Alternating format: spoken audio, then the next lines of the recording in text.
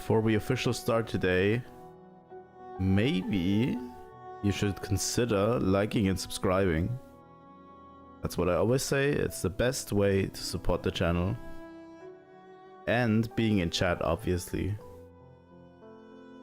Thank you all for joining so far.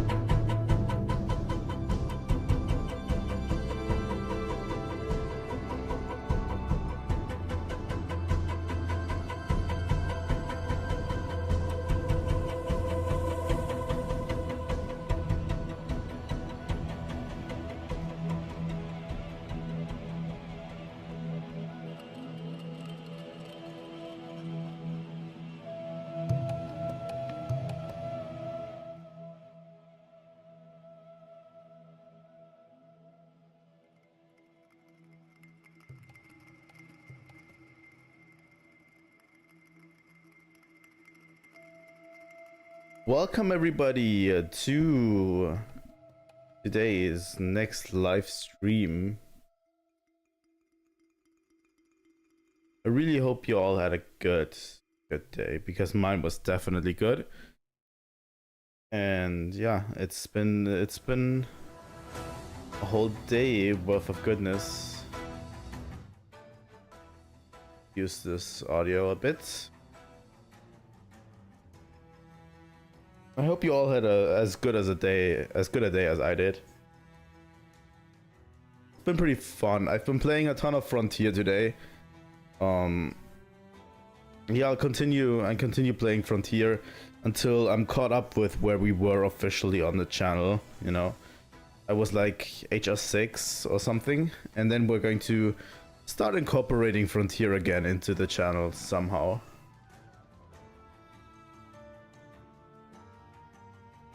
But yeah, I decided to do the stream today anyway. Yeah. It's a really good day, so I hope we can have a fun Hollow Knight stream, you know. We're just going to continue the playthrough, Simple as that. Just continuing the playthrough, and yeah, let's see how far we can get today. I have a few hours packed for you, and we're going to try to get to the ending if we can at all, you know.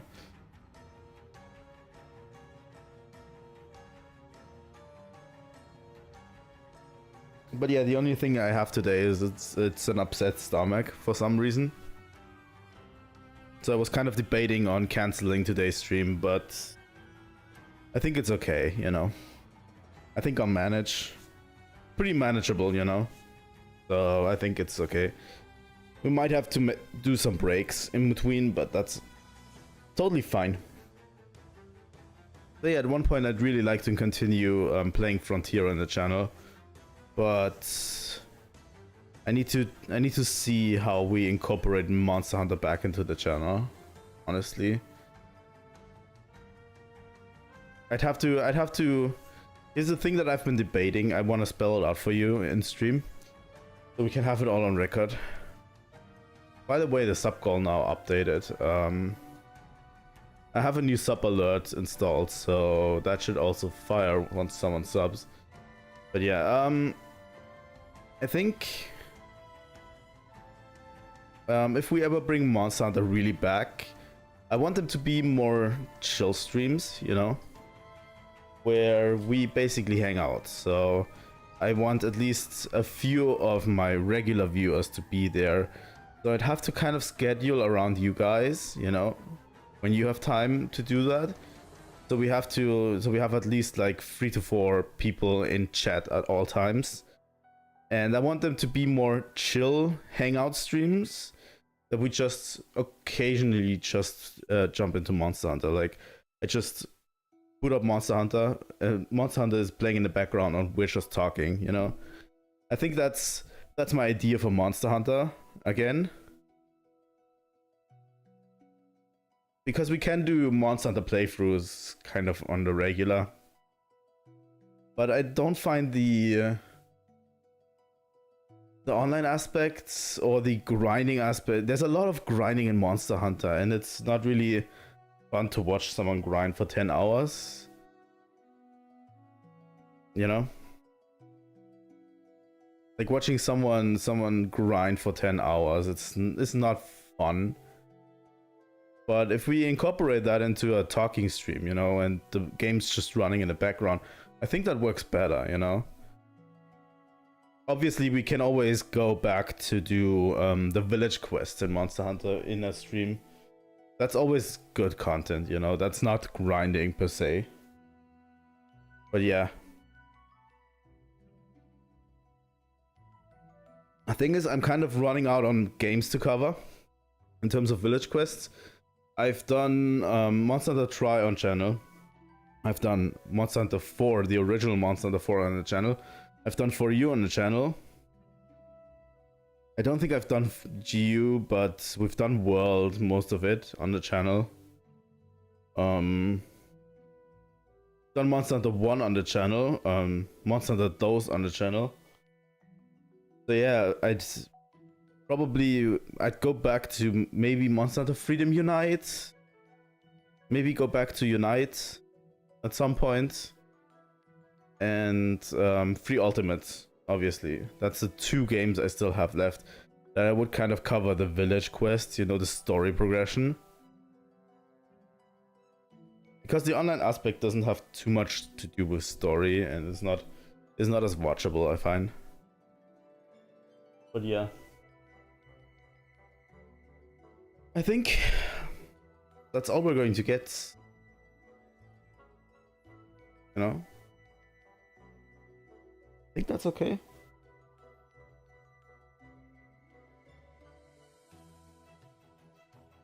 I wouldn't hold my breath on the remasters, honestly. Would be cool if we would get them, but I wouldn't hold my breath because I don't think Capcom have them planned at all.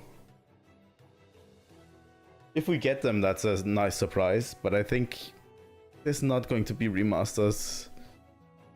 I have a feeling, you know, it's not going to happen.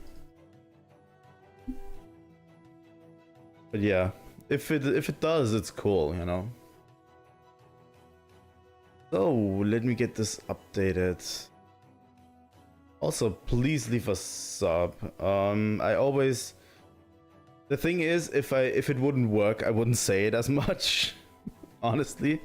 But honestly, reminding people of subbing actually works. You know, it's weird how that works, but yeah. If it wouldn't work, I just wouldn't say it, you know. But yeah, please leave a sub if you want. I want to crush this new set.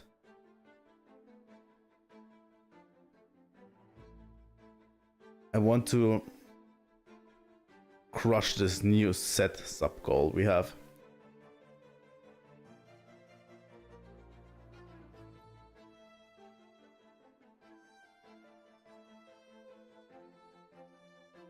Hope you enjoy the Hollow Knight OST in the background, by the way.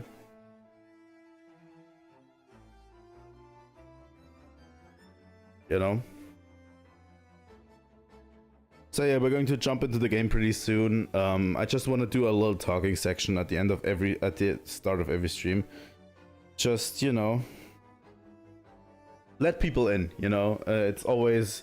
I think streamers do that have like a little talking section at the beginning where we just talk, you know, about stuff, you know, ideas I have and stuff, so people can actually join in that didn't get the notification really.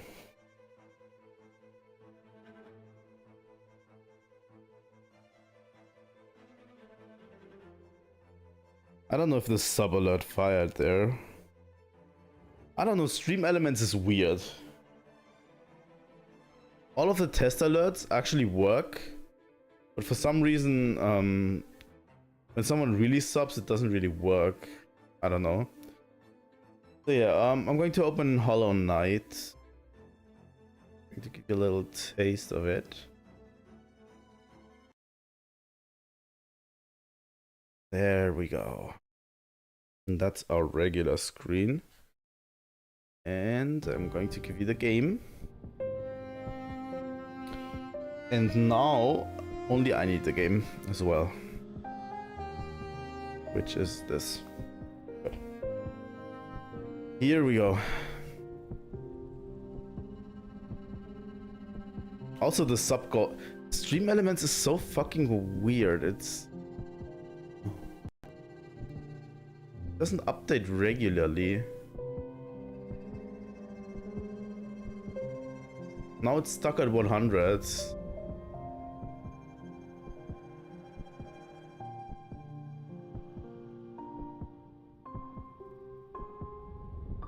I don't know, maybe it's going to come into later. I have no idea how Stream Elements work. My first time working with Stream Elements and, you know, sub alerts and everything, because I didn't have them before and I just wanted to introduce them to just improve stream quality, you know. I'm always trying to improve my quality over time. The more I stream, the more I want to get better at it. So yeah.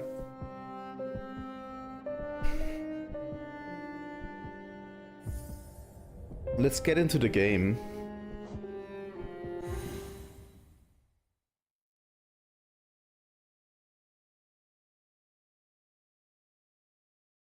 Here's another... I don't know if it is. Now it updated. But it didn't show the alert. I have no idea, honestly. Stream Elements is whack.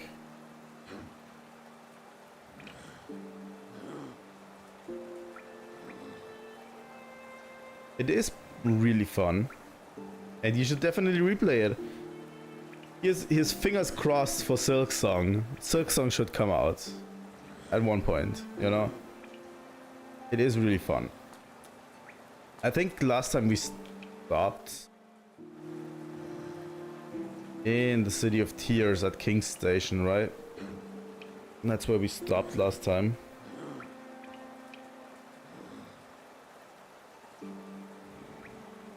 So I've done the entirety of the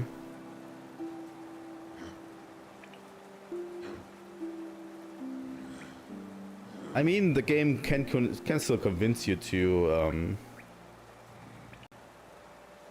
come back to it.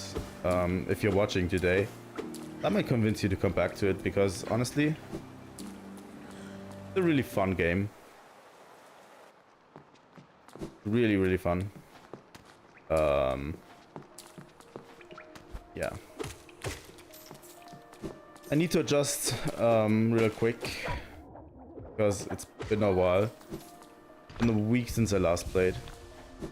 But yeah, short disclaimer as well. Indie game weekends are going to be brought to you. Will be brought to you every weekend, obviously. We're going to play indie games until they're finished. So we're going to finish Hollow Knight every weekend until it's done, until we're done with it. And then we're going to start a new indie game. That's how it works. You know?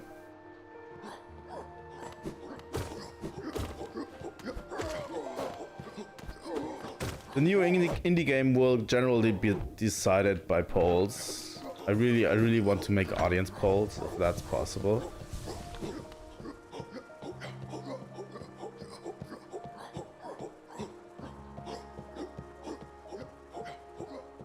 Yeah, the problem is Silksong news might not even come at any point.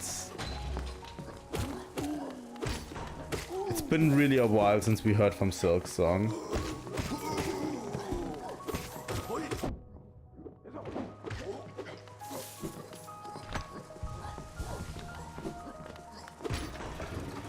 But yeah, I love the game, obviously. In the beginning, I didn't really enjoy the game as much, honestly, when it came out. I didn't really understand the hype around the game a lot. Because I don't know, I bought the game pretty early. And the thing is, I sort of stopped playing at one point. It's weird, like this. I just, you know, went into it, played it for like 2 hours, 2 or 3 hours. And then I stopped playing. And I never touched it again. Until way later.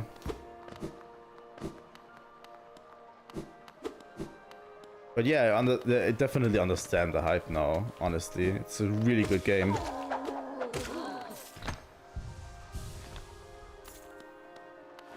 Not even sure where this leads.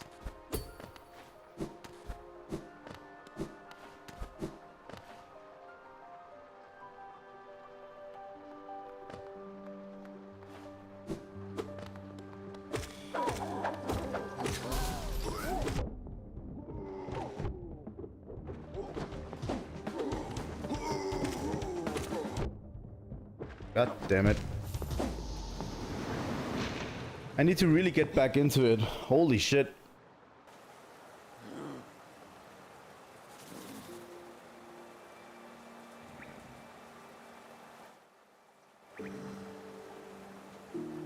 Make some space.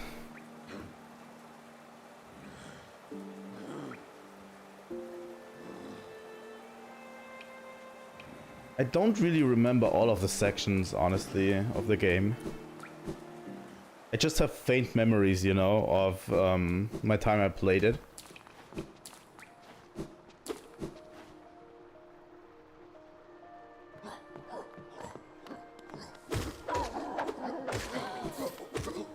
So how was all your days?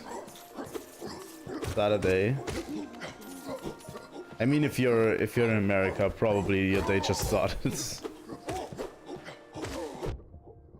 You know.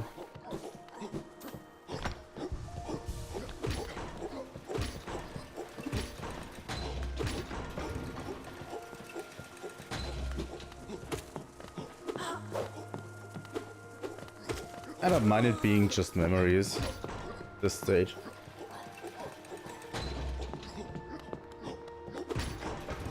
You know, if I don't know the game's in and out, I can be surprised again, you know? The next time I play it.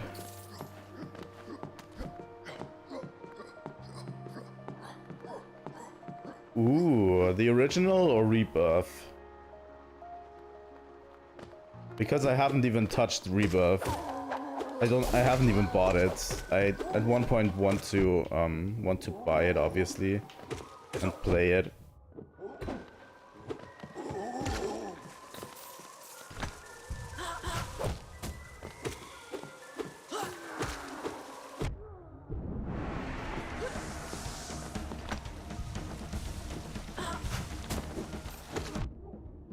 Yeah, I want to do a full replay of the original before I even touch Rebirth, honestly.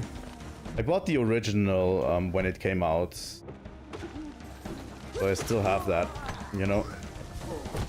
But god, this was a boss fight.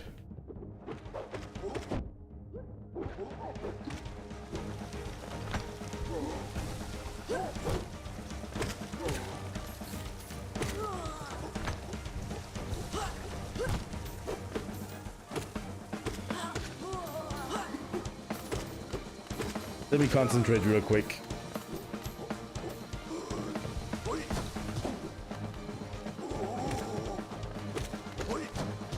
We can actually finish this boss fight. Here we go. All of this for a soul shot.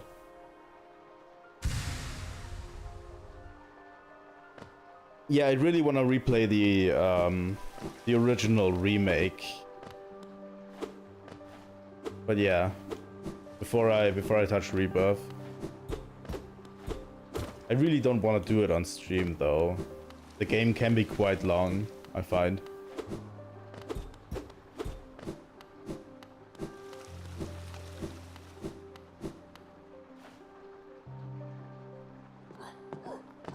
But yeah, I'm going to replay it on my own time, and then we're going to get into Rebirth.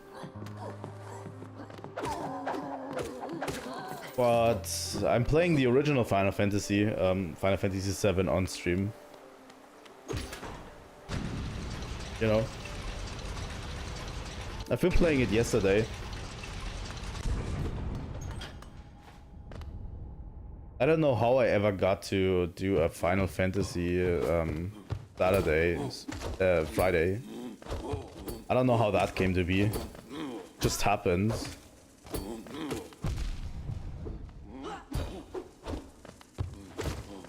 Stop. All of you. Just stop. These are pretty annoying.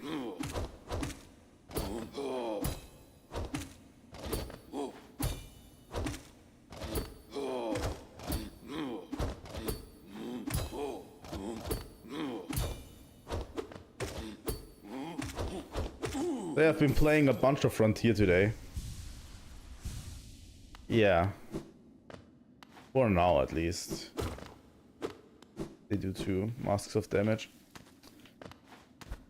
So yeah, Frontier, been playing Frontier today. I've been Ruku farming. Yeah. I don't know, I restarted the game on oh, it's this place. I restarted the game on a new server on Mesa Lounge this time. I was playing on Rain server before, and I decided to restart my playthrough, and I just started from the beginning again, you know.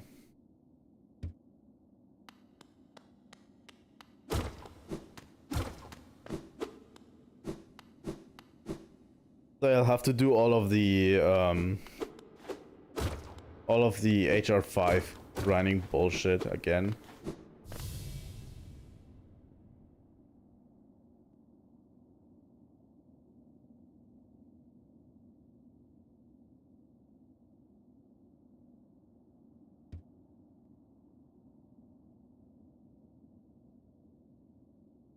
Three more locations added to the map.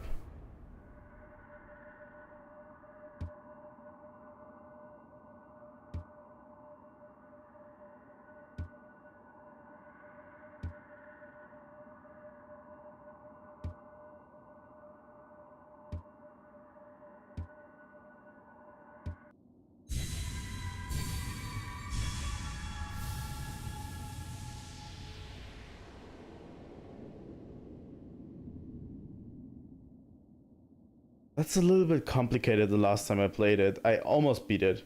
I did the regular ending, the first ending you're going to get. And I went to the White Palace. Did everything up to almost, I think, 100%.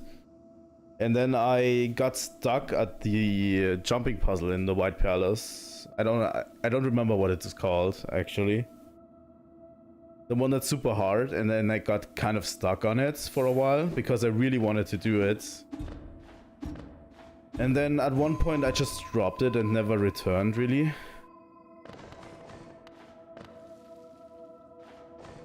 Which is sad, I didn't get the full ending, but I definitely was close to it. The true ending, I mean, you know.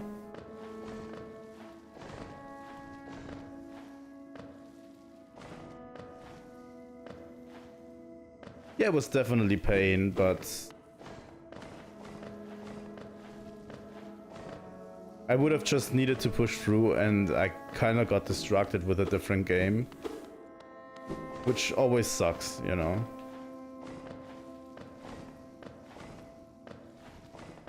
I should have probably finished the game without doing that challenge.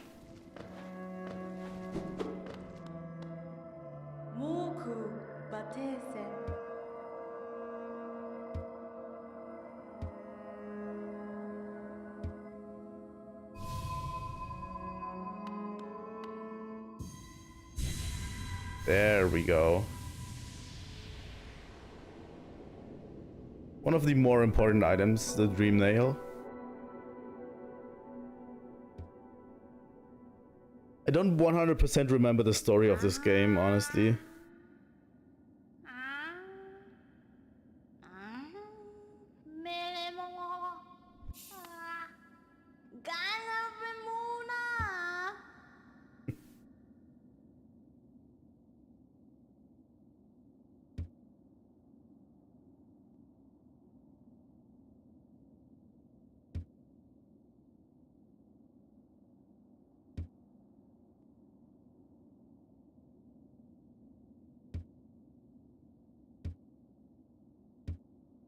Oh yeah, I remember grinding all of the essence, by the way. Yeah. We need to grind the essence.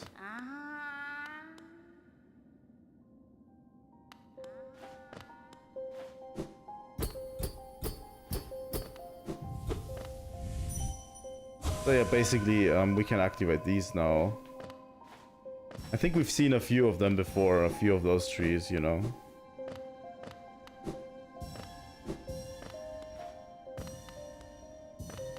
But yeah, to get to the true ending, I think you need to get almost all of the essence. Not all of it, but there's like a threshold or something, you know? I think that was it. And I remember grinding a bunch of it. You know, running around and gathering as much as I can.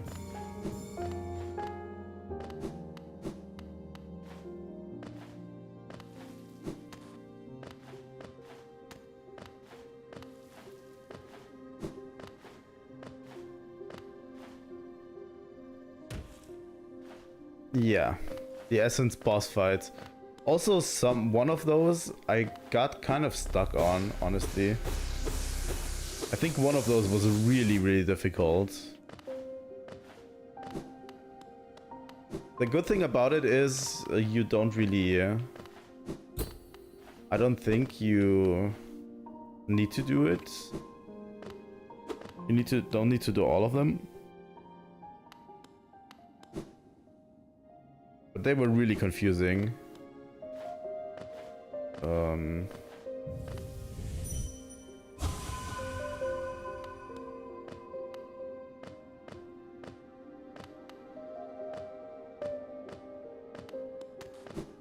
There one over there. Okay.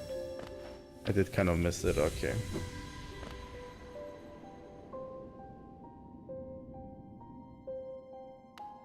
I honestly don't remember all of the Essence boss fights. It's been so long since I played this game. But yeah, we're definitely going to see. I think one of them stumped me pretty hard.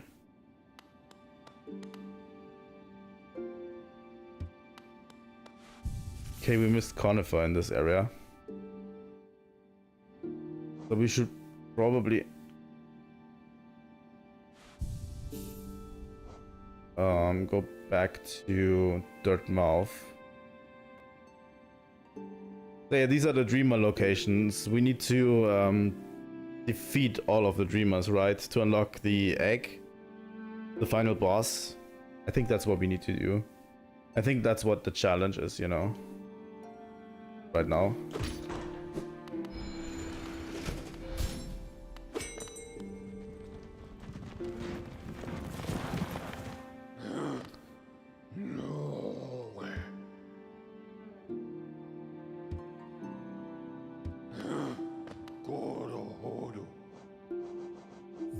So that's our goal right now. We definitely have to explore further. There's so many areas that we still haven't explored yet.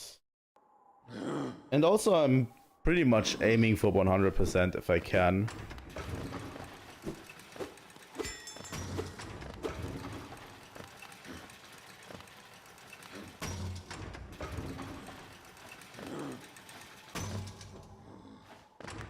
I remember 100% being not really bad for this game, honestly.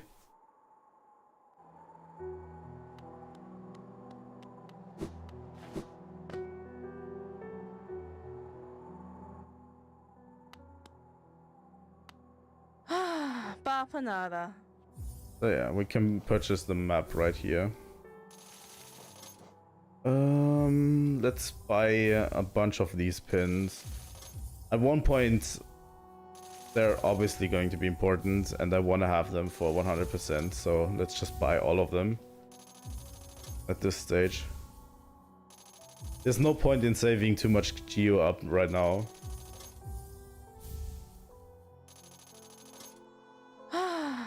Nada.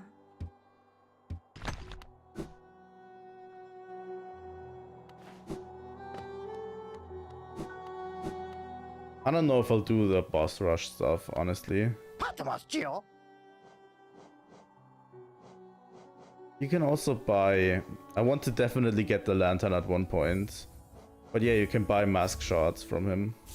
Well.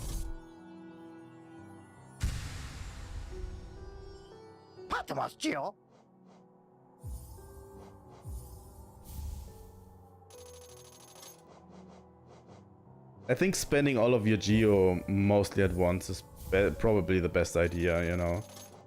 So you can't actually lose it.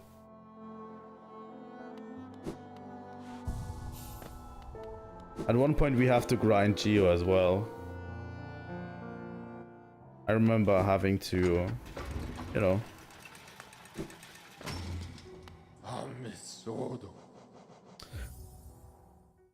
I remember having to do this. We haven't even been to the Crystal Peak yet. We haven't really been to the sewers. Like, we didn't really do a lot of stuff in the sewers. We haven't really done the underground section yet. We haven't even done the... I don't remember what section was it. It was the one to the right. To the right of where we were. That's like the end section. Where we have that really difficult hornet fight. Like, there's so much we still have to explore. We'll definitely have content worth for at least 4 to 5 more streams or something. But yeah, I really find this game enjoyable.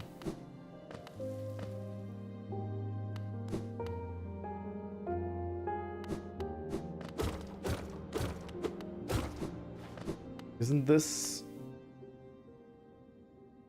Oh yeah.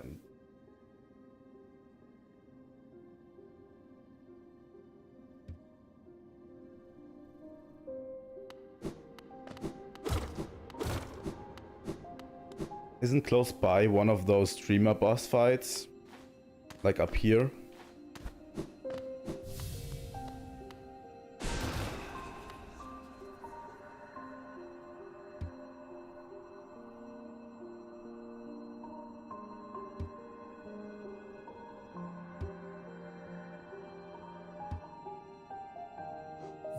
Yep. I actually don't remember this boss fight too well.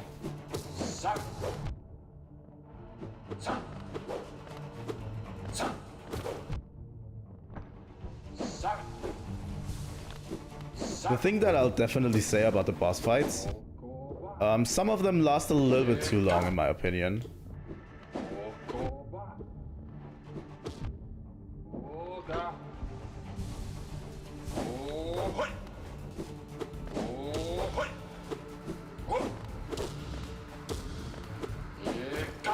At least in my opinion. Some of them take a little bit too much damage.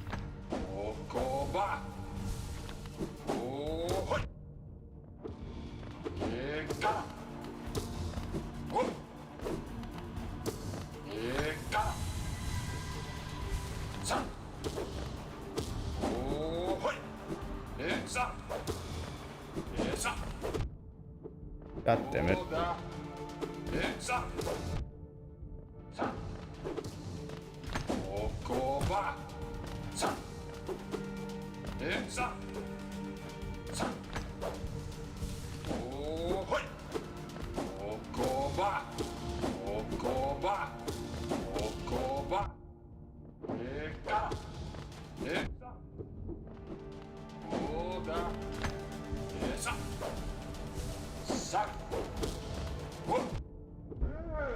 There we go. Some of those bosses really have a lot of health.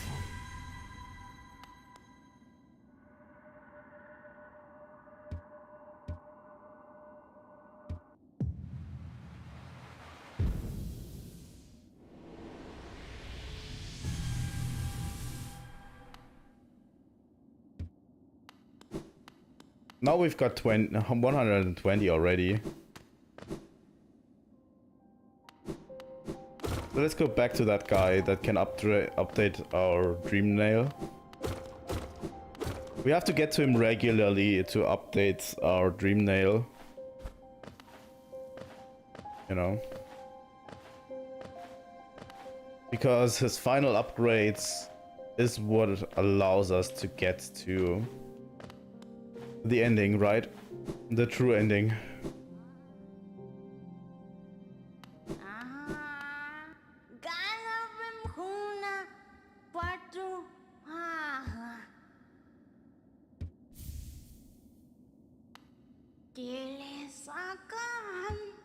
Okay, next we need 200.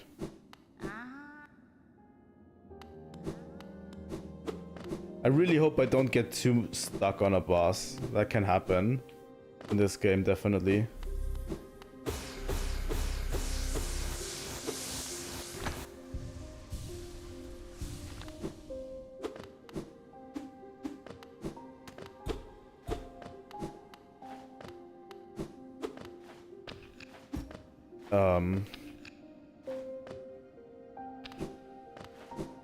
I need soul power for that.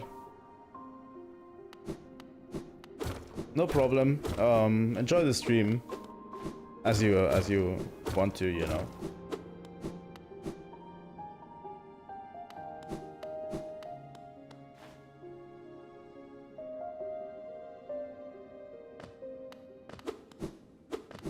I wonder if I can stream tomorrow. Maybe I can do another one tomorrow.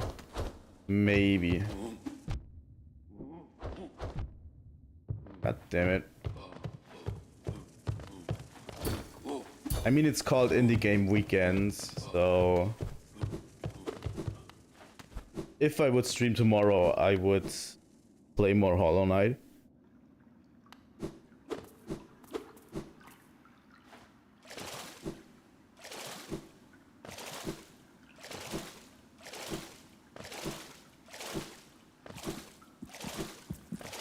But yeah, there's so many indie games in my backlog. It's insane that we can still play for this show, you know, for this stream.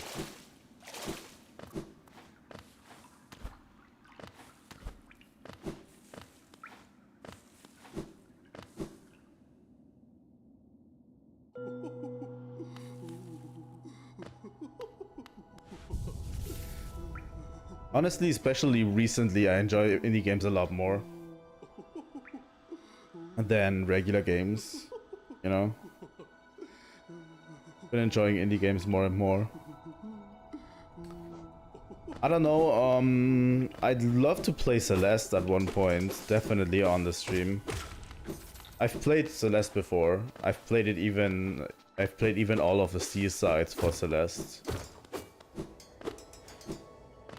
Not sure I wanna do that on stream again, because that was a grinding session that was like literally 2 hours of me banging my head against the wall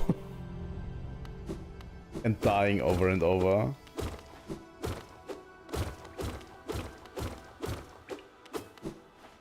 I don't know, I enjoy it a lot more than I enjoy indie games a lot more than AAA games these days. I don't know. Even though AAA games, there's still good ones. Like, sometimes they come out with a really, really good one. My god. Where do I need to go? I actually would love to go to King Station again. But there's a Stack Station to the right. Also, one of the Dream Stations is over here. So maybe we'll do that real quick.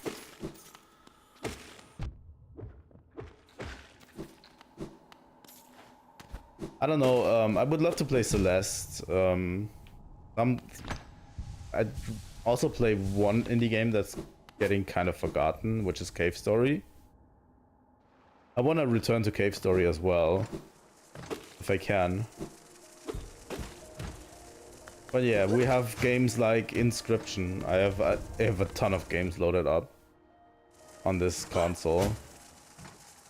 Like games like Inscription, Celeste. A neat little game that's called Infernax is also loaded up, which is really good.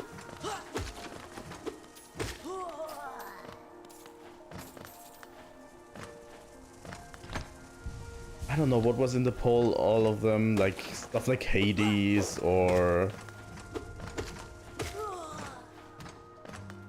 I don't even know anymore. I went on a buying spree of indie games on my Switch pretty recently. Because honestly, my Switch is kind of an indie game machine. You can get a lot of indie games on sale there, and having the option to have it on a portable console is just insanely good.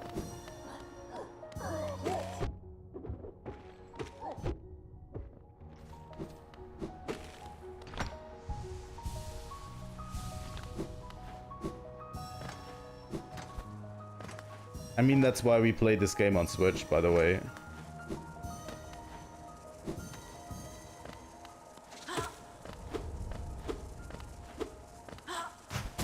Yeah, and Monster Hunter, obviously. Like, GU is always in my library. And it's where my main Sunbreak and Rise save is as well. So...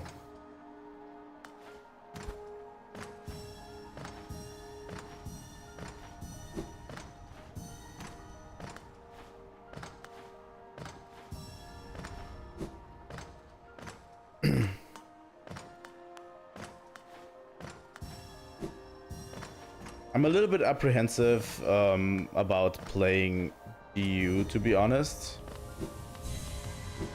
Oh, that was all of them, okay. On stream. Because I really wouldn't play the village quests or the... I don't know, could you even call them village quests? Because a lot of those are not really interesting, especially on GU. Doesn't make really for interesting content. If I would ever play GU, I would probably start with doing online stuff, you know. Like use my latest save where I'm currently at and try to do the online.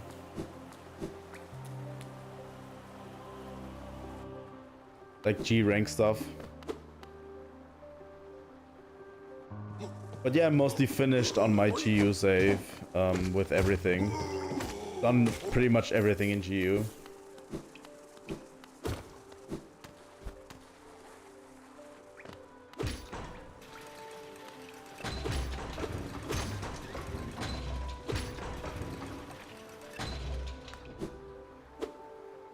And I don't think it's a fun time. Probably, you know, for one of those streams I was talking about earlier where we are just chatting,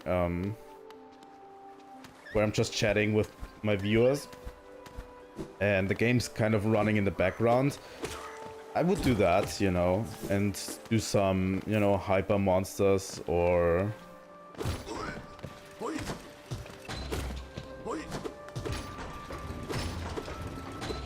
some hyper monsters or stuff like Atalka. All of this stuff. But honestly, for a full playthrough, I don't really think I would do GU. Velmi Artred.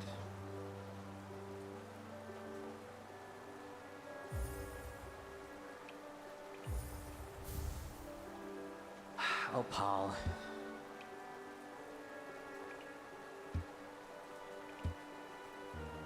Velmi Artred. Velmi Artred. Velmi Artred. But I think GU is kind of best left, you know, on its own. Again. Velmi Artred. You know? Kind of want to leave GU where it is. I always go back to GU from time to time and just have fun, you know, hunting some of my favorite monsters. And I think that's where I kind of want to leave it. Velmi Artred. Velmi Artred. Helmadilka.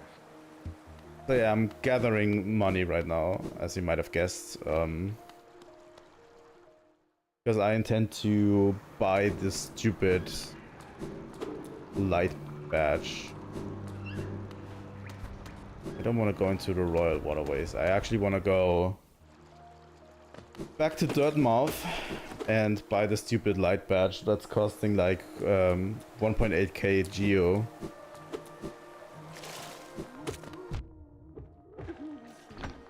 Because I know there's going to be places that I need that badge later and it's costing a lot of money. Might as well do it now, you know. Get it out of the way.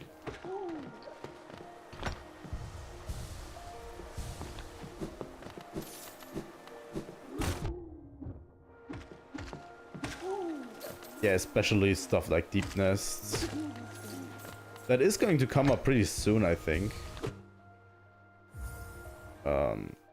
I always don't remember the buttons. But yeah, on Monday I want to kind of continue Dragon's Dogma, although I'm not so sure what I should do in Dragon's Dogma anymore.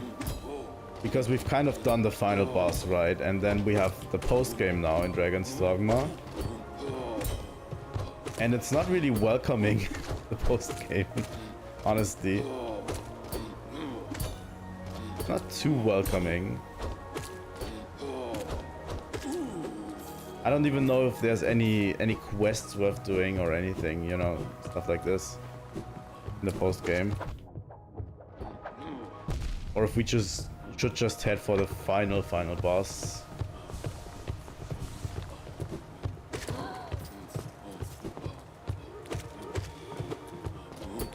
Because I've done, I think, most of the interesting quests in that game, you know. Oh god. What am I doing?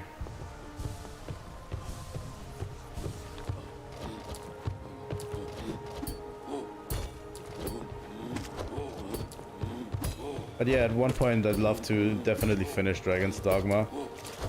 I'm not sure if it's now, and I think it would be, you know, a fair deal if I would finish Dragon's Dogma now, with, you know, all of the post-game content, like the main post-game quests on next stream. And then I'm doing like,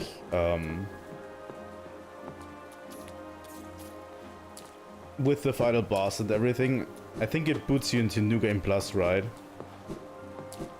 That would be kind of fine if I just then grinded all of the stuff that I needed, like playing on my own, and then we're going to Bitter Black Isles after.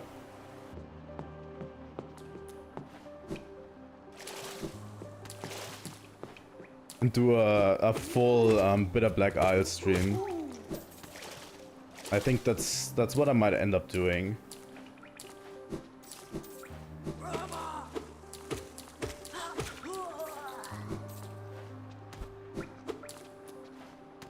Because I don't think there's too many story content in the post game, honestly.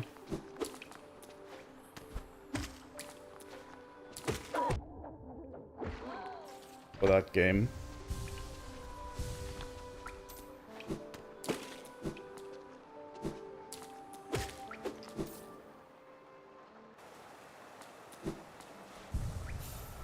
But yeah, I need to check it today. I probably will start grinding tomorrow or something, you know.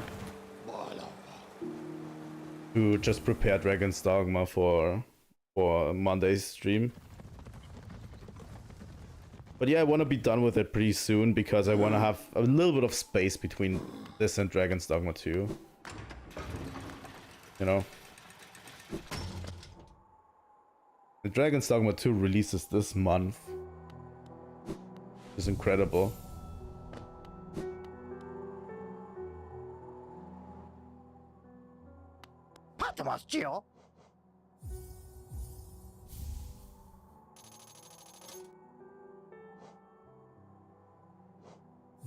I think, you know, replaying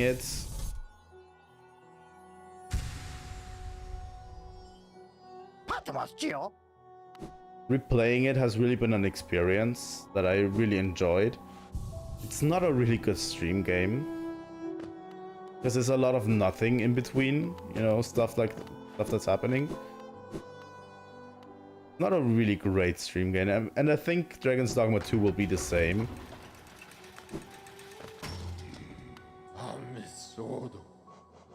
I've tried to do every quest, by the way, on stream. Until I just got tired of it and just decided to do all of the fetch quests outside of stream.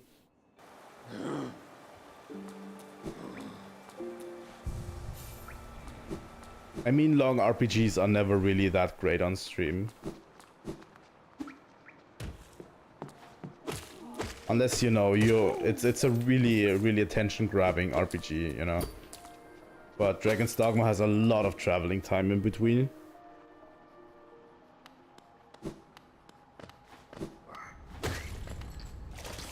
So now I'm going this way, by the way.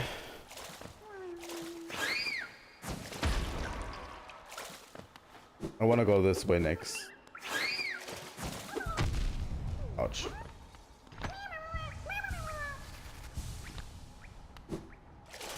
Yeah, what's the most fun about Dragon's Dogma is obviously the gameplay, because without the gameplay it wouldn't be nearly as fun. The story is kind of meh. Grigori is a fantastic villain, you know, as a dragon. Probably one of my favorites, you know.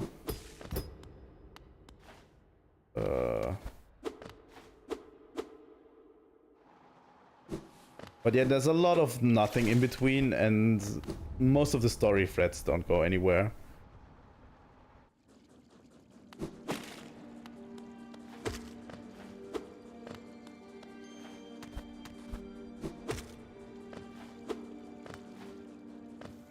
I think it's a perfect turn your head off kind of game, you know. Just like a game that's like just running around and killing monsters while you finish your quests and stuff.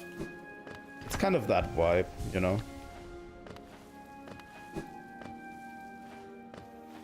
So yeah, we're at the Kingdom's Edge right now.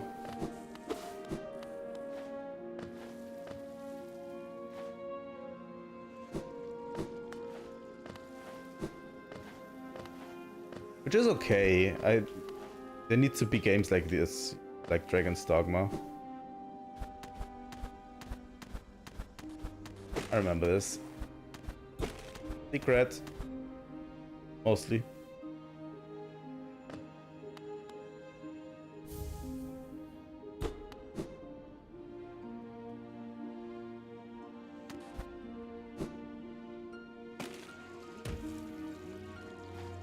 I have a feeling people go into Dragon's Dogma 2 with a little bit of unrealistic expectations.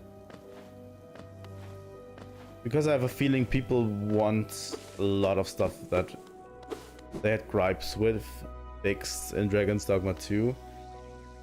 Oh, we're not going into the Acid River. I have a feeling it's not going to be that. I think it's going to be more of what Dragon's Dogma 1 was. Kinda. Which I'm totally fine with.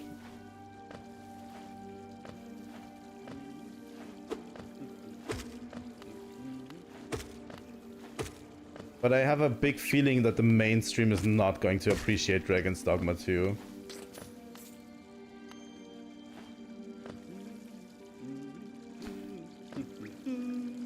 Oh, it is good. Dragon's Dogma is absolutely fantastic. Meg hemma är så Gucci. But it was underrated back in the day for a reason, you know, because it's a really unconventional RPG with really unconventional stuff in it. Well, hello and welcome to stream.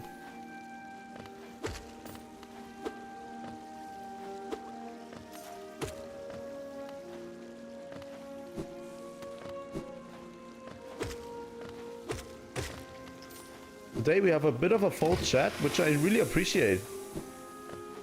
Thanks for joining.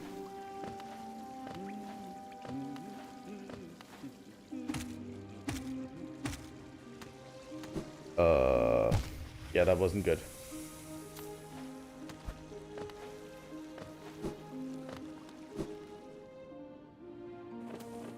I really enjoy your company, guys. Honestly. It's why I do these streams.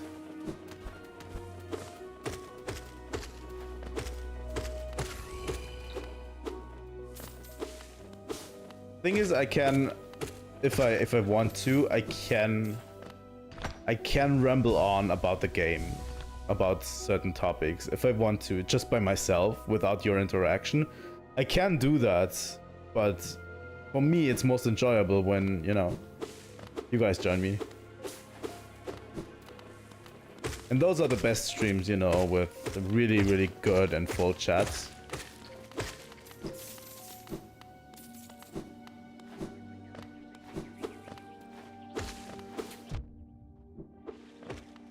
And I mean, we're playing a peak game, so... God damn it.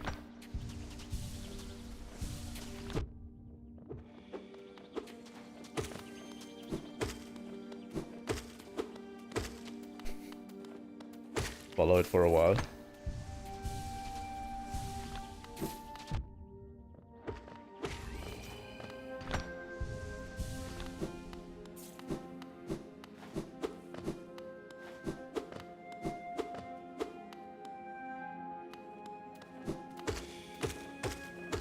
I just remember this area exists because it always grinds my gears.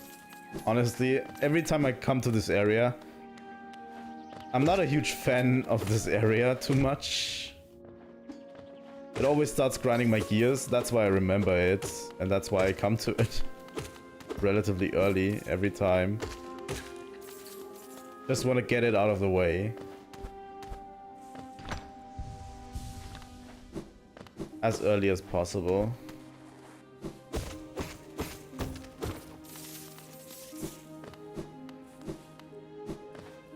I don't think we can finish this area at this stage because I'm a little bit too weak.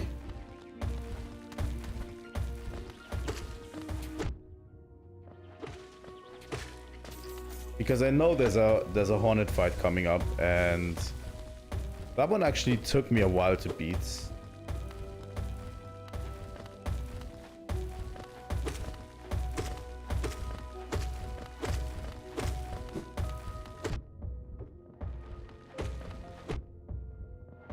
I know there's a pattern there that I can exploit.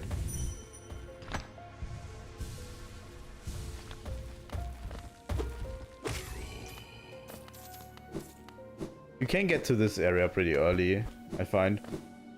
So, yeah. I always try to get here earlier. If I can.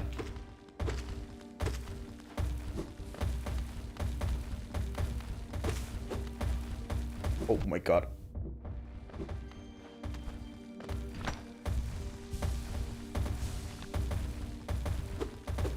I upgraded it once. So yeah, I need to really reconsider. Let's look at the map real quick. You know, we can always look at the map on Kingdom's Edge. We'll definitely have to come back here.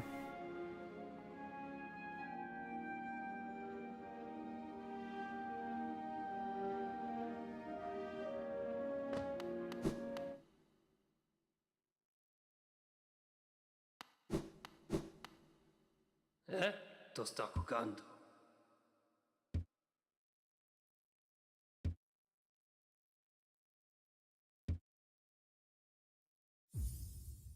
I don't have enough geo for that. Oh.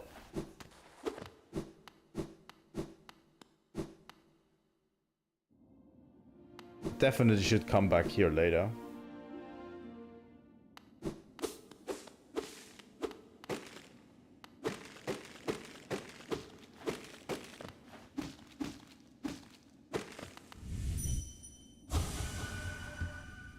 Oh.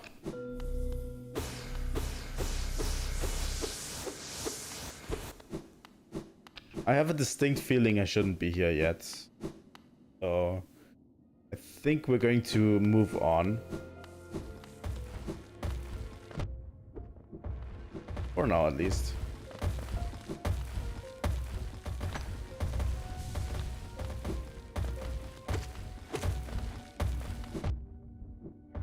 God damn it.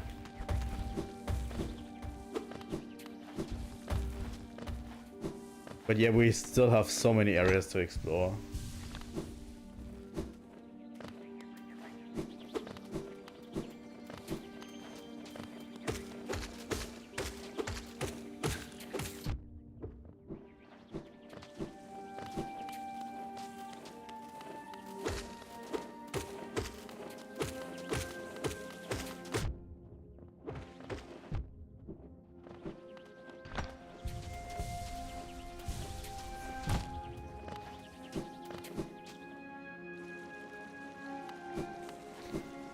Where I actually wanted to go is over here, I think. Maybe if you don't fall down there.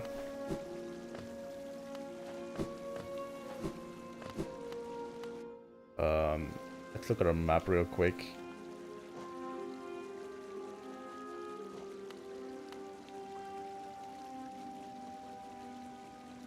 I think there's an entrance here, right? Or am I completely mistaken? Or is that only accessible from the other side? God damn it.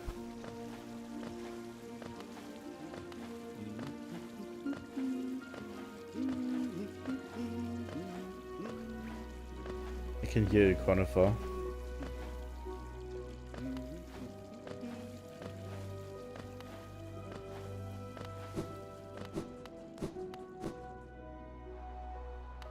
I think we should return first.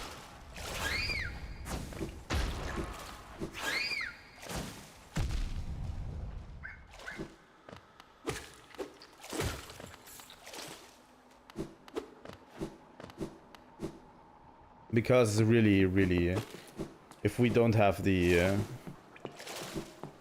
damage output to finish this section, so I don't want to do it 2 times, you know.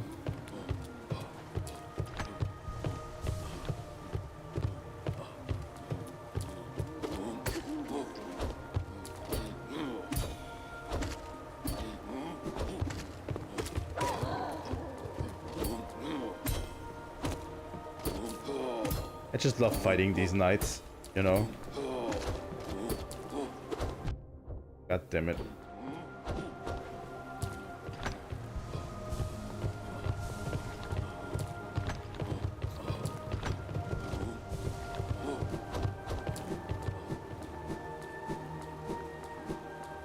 Where I actually want to go right now is back to the Royal Waterways.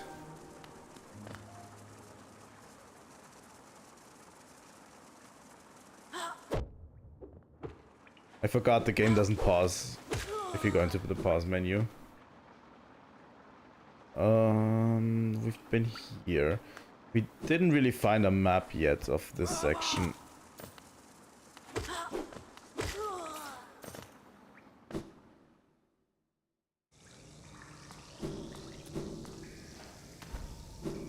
We did the thing with the water.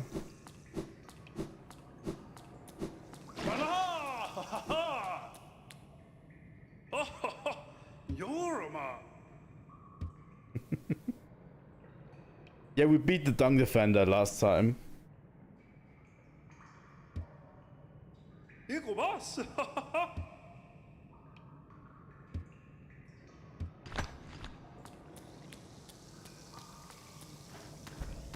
Best boss ever, by the way.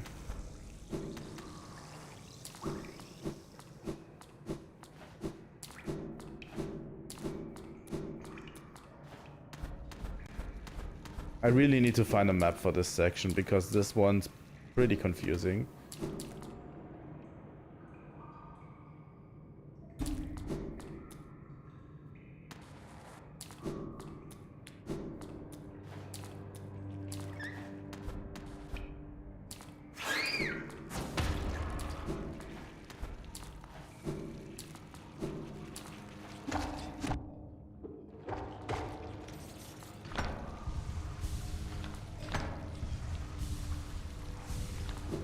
Gets pretty dark in here.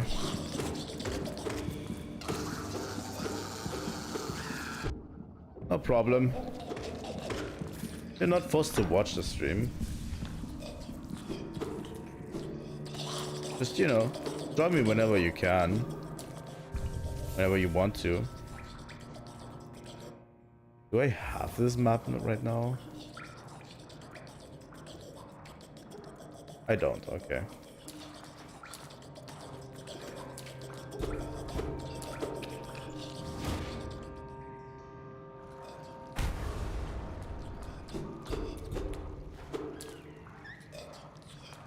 Yeah.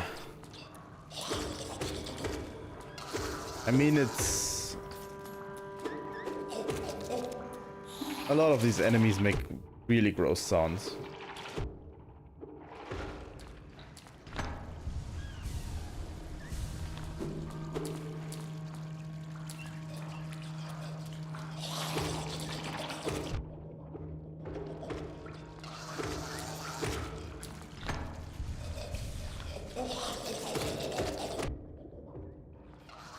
Honestly,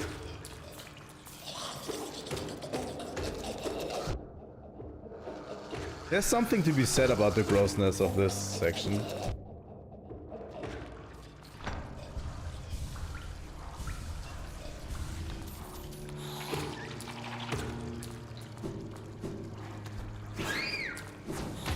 But yeah, they don't hold back with, you know...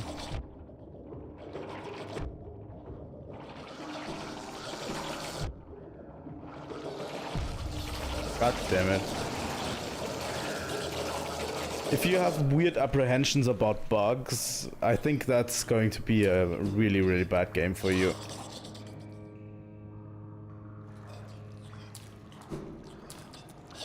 I don't.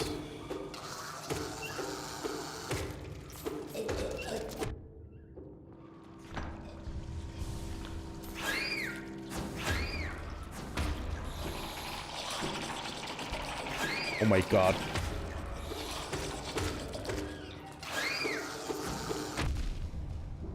Ouch. I hate these exploding birds so much, you don't even know. You don't even know half of it. Oh my god. Can you stop? Please. Oh my... God damn it.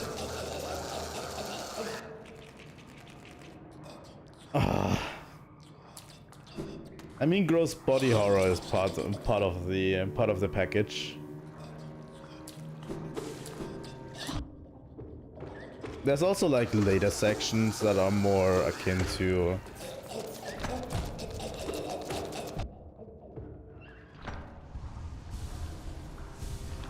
that are more, you know, scary themed, which I really enjoy.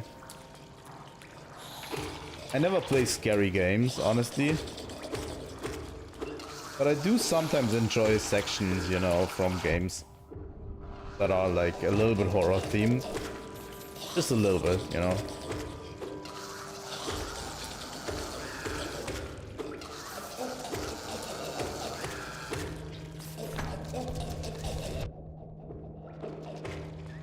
Just need to play better, you know. Just get good.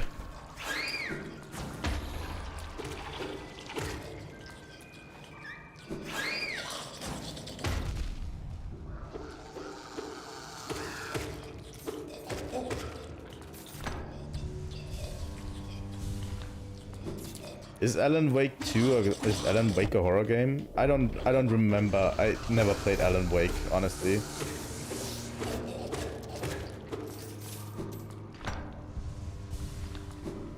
I usually don't play horror games. I don't like playing horror games. The thing that I like about horror games is I like watching them.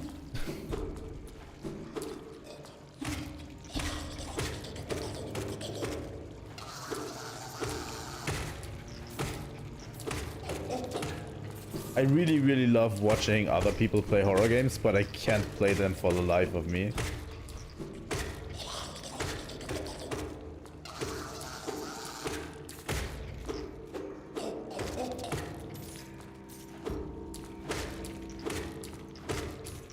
Ah, that's interesting. I really should watch a playthrough of Alan Wake at one point.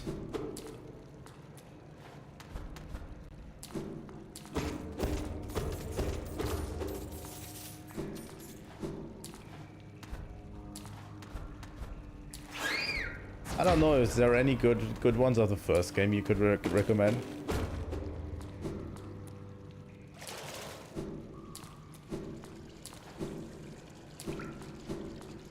Because honestly, you know, I'm always searching for new stuff to watch while I'm doing other stuff, while I'm programming, you know. I have a ton of downtime during my work, so...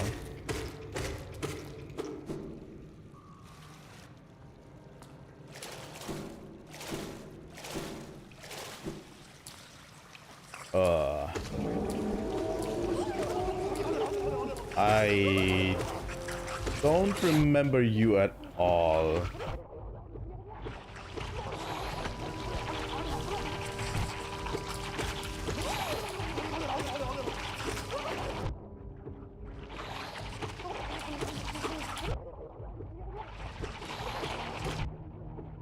Oh my god.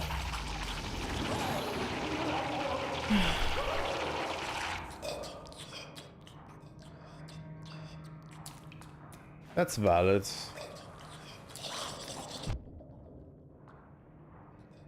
Honestly.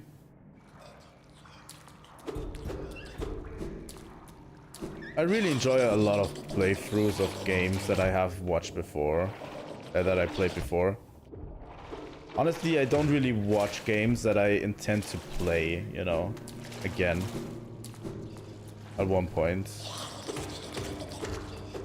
If I intend to play a game at one point, I usually don't watch a playthrough of it.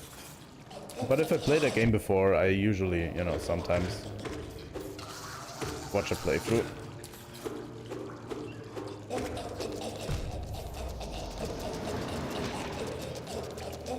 Yo, Paper Metroid, welcome to stream. You finally made it. Welcome, welcome, welcome. We're getting slaughtered right here.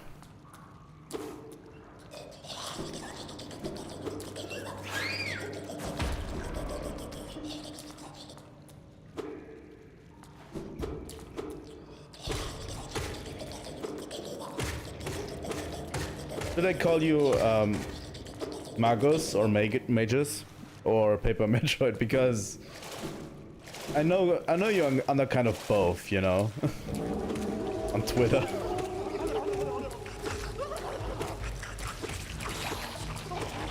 I really enjoy you guys being here today. Holy shit. It's really great.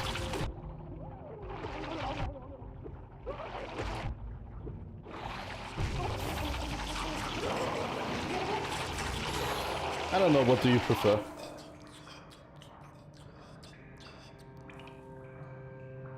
Okay. I'm getting slaughtered by these.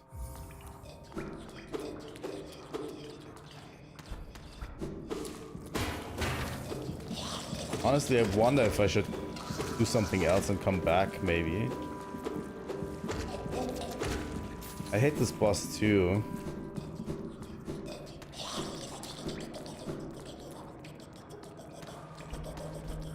Yeah, that's what I was thinking, you know, coming back with a stronger nail, because then you can kill all of these.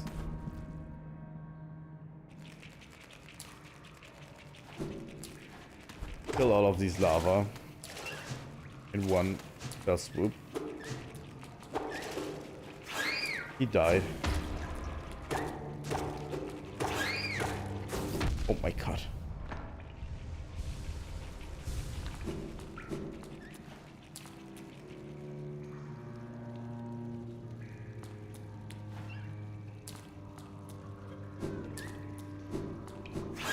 I still need to find Cornifer in this godforsaken thing. I still don't have a map. God damn it.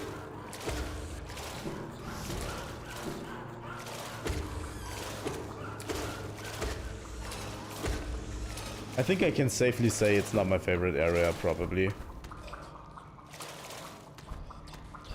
Pretty cool, though.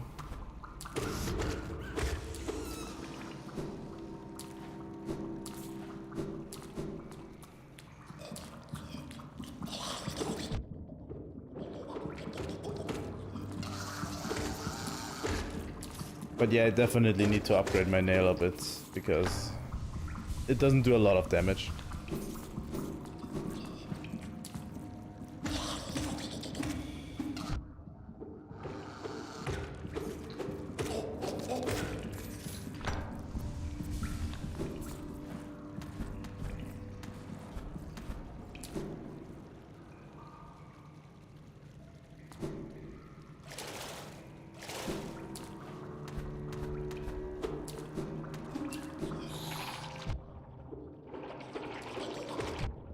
I hate all of these enemies, literally.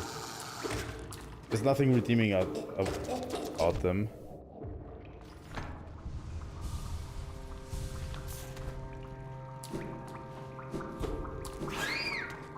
Nope. Oh god.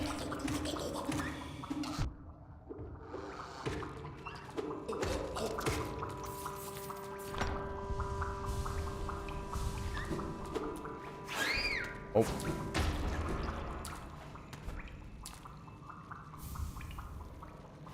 Rancid eggs, huh?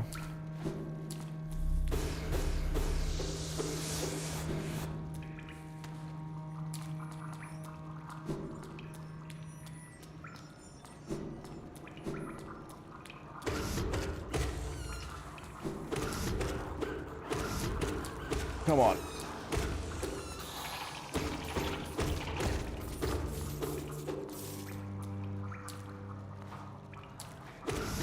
Okay. Sorry guys, I need to concentrate for a bit. Because this area is relatively stressful for me.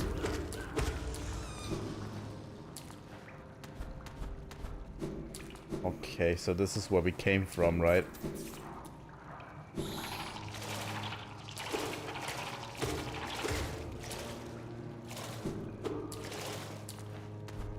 Okay. I really hope I find Conifer soon, because I really need this area map, honestly. Because I'm so lost in all of those tunnels. These tunnels are quite unforgiving.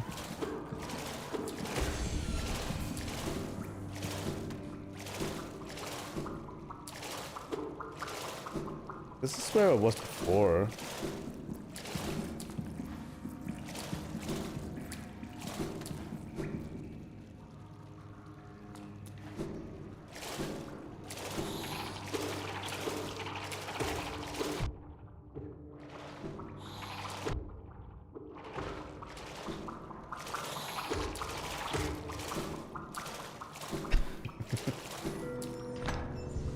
You know, I find it quite enjoyable that I seem to get somewhat of a overlap with my Twitter audience, you know, Twitter and YouTube.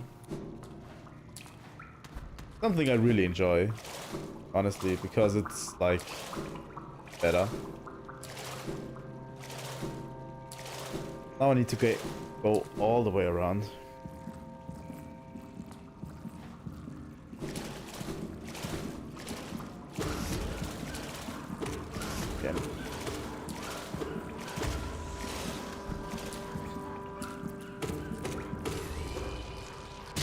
Ooh. You like my hair? Why would you say that?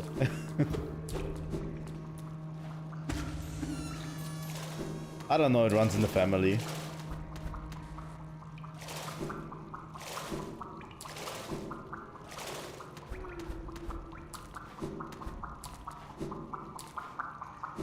Try to jump in between those.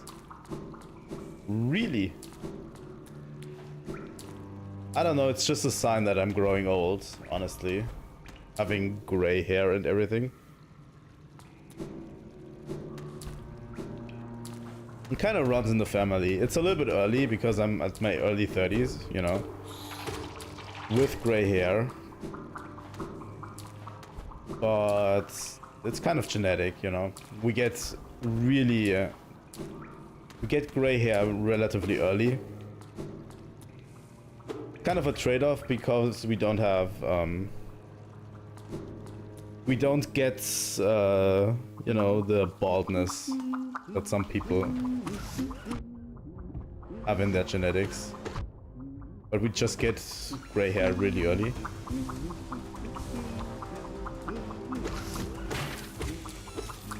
Where's Conifer? I hear you. No, it's okay. Honestly, some women like it. is what I you know, heard. That, you know, some people really like men with gray hair.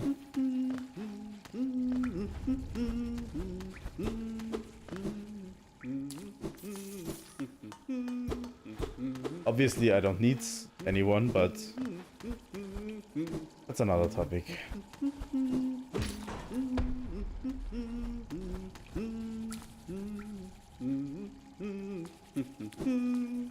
There he is.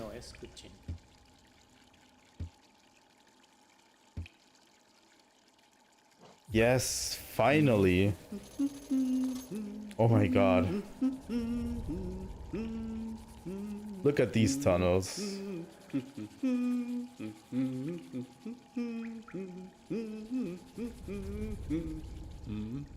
I don't think there's anywhere else to go to except the boss. Not mistaken. At least I don't see any other place I can go to.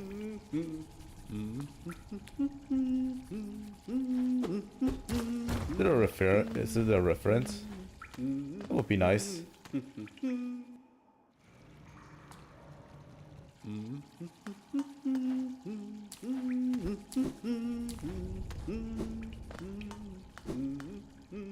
we get through here?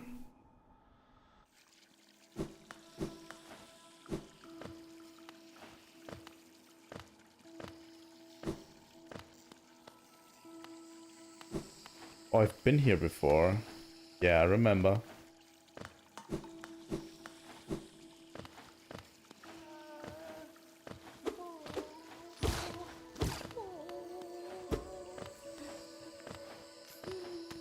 Sorry, buddy, we can't save you yet. Ouch.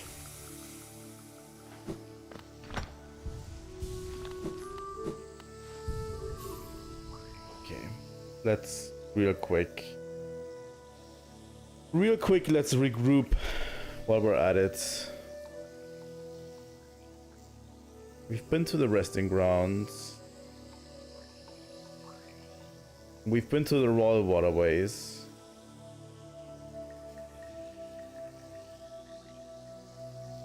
This leads way down. Way down.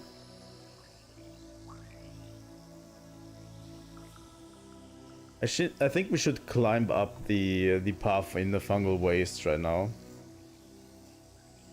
Do you guys think I can do the fungal the mantis kings right now?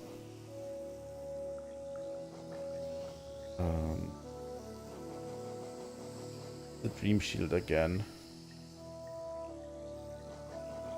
Okay.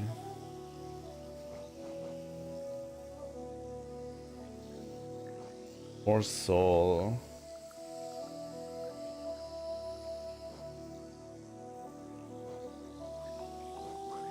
Just trying to find the right one.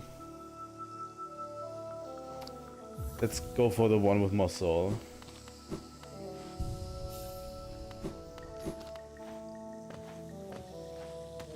Yeah, I'm always trying to get to the mantis lords a little bit later.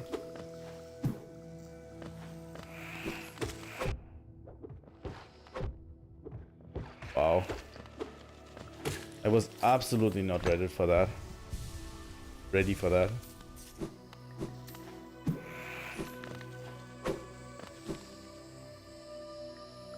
Let's see, I've already unlocked the path to the mantis lords, by the way.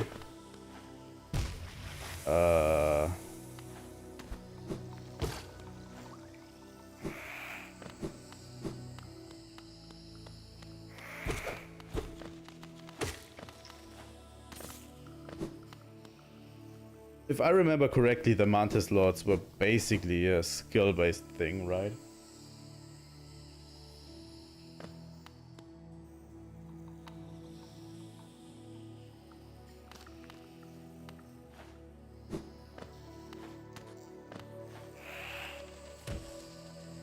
We've already been to the Soul Sanctum. So we've done that whole shebang already.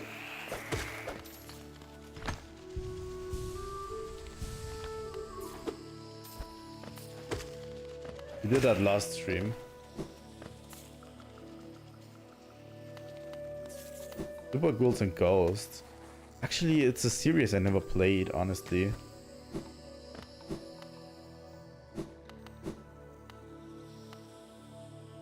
Huh.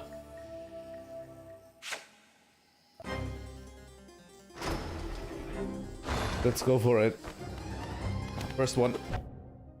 I just need to learn the pattern right now. Right? It's just to learn the patterns.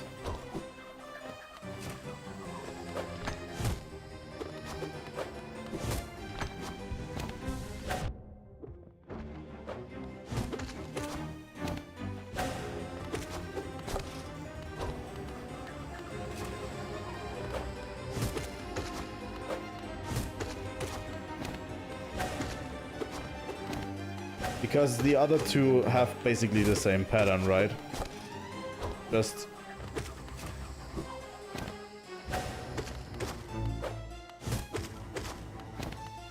two of them at once.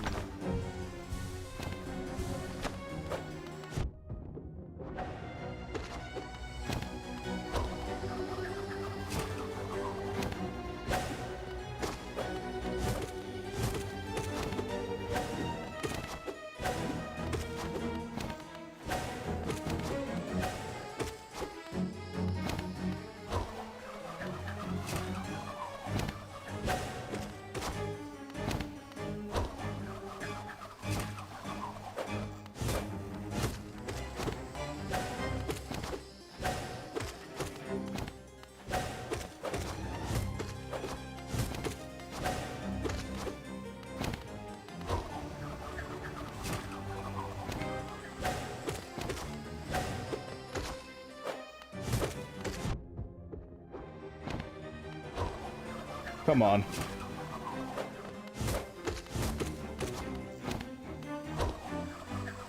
Stop doing your bullshit, you won't hurt me anyway.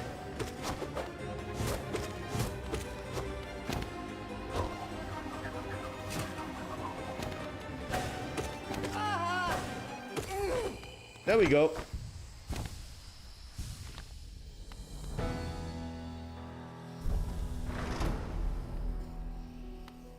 Yeah, the item room would make sense. Peak gameplay, peak gamer, you know.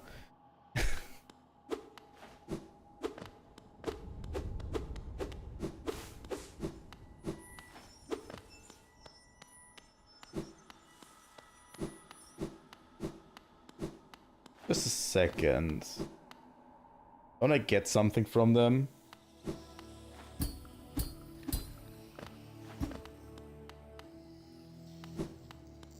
Probably not, right? Just open to Deep Nest.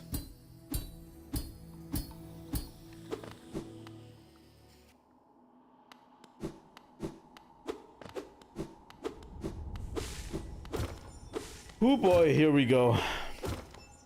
With Deep Nest.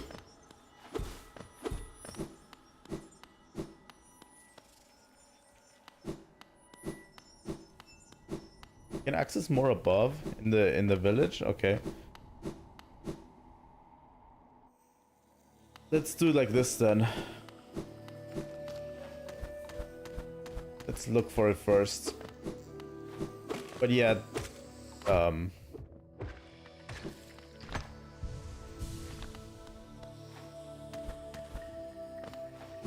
probably shouldn't attack the mantises, right?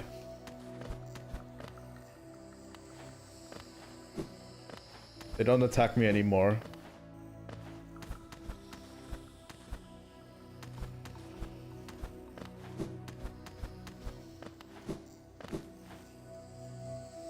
Where would that be? The nail chomp? God damn it. What is today with my constitution? I don't know. Yeah, they're really chill now, yeah. I think I've been everywhere around here, but I don't remember any section that I've been missing, honestly. Okay, let me try that.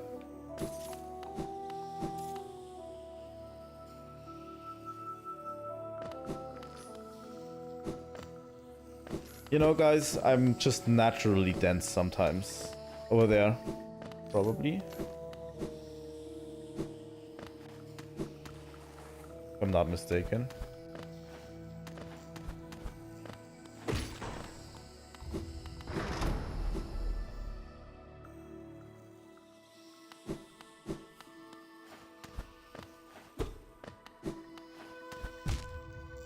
Okay, they've hit...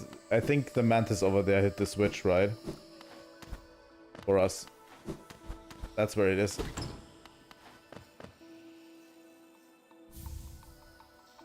Mark of Pride. Go from the other side.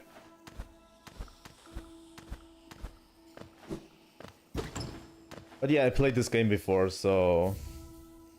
Obviously I know a bit about what's going on, so... That's a lot of geo.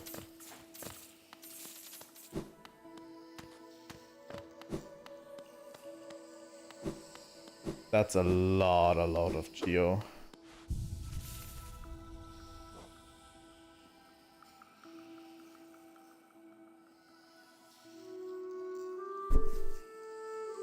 Raking in the big bucks. Right above us is... I really want to go back into the City of Tears for one reason, and that's upgrading my nail with the current geo we have.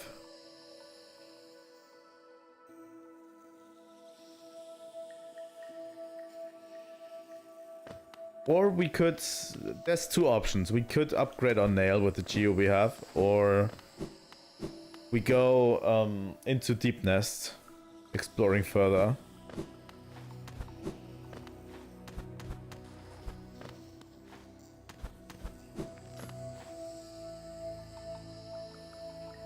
The thing is, the nail upgrade station isn't really in our path, so we kind of have to go around a bit. I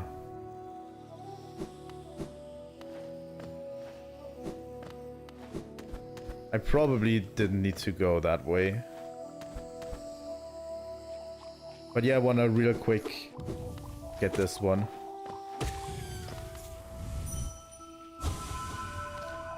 While we're at it, you know. While we're around it. Because at one point we'd have to do it anyway.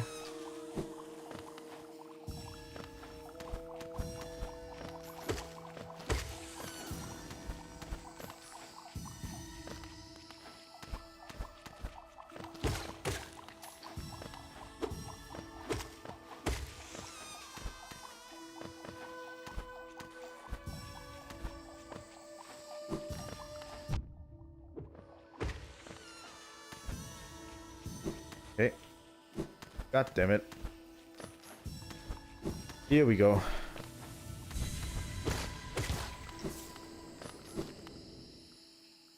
I'd rather go to the upgrade station for now.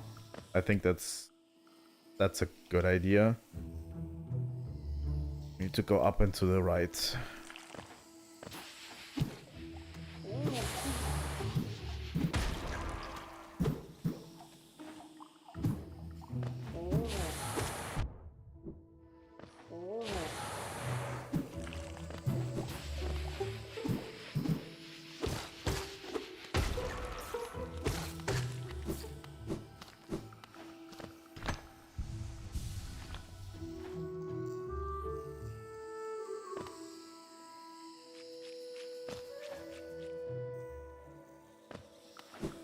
Probably. The thing is, in this city somehow things keep exploding. I don't know why. In all of the underground, things just keep exploding.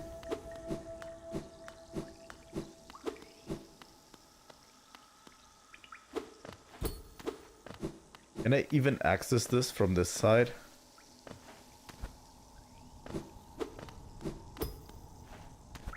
Anymore?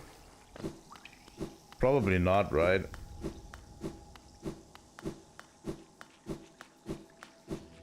I think you can get out from the other side, but you can't access it from this side.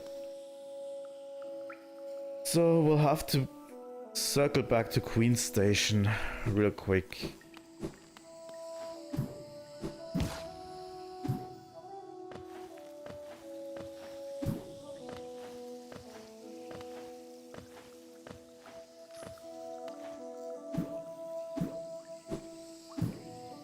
Where am I even going at this stage?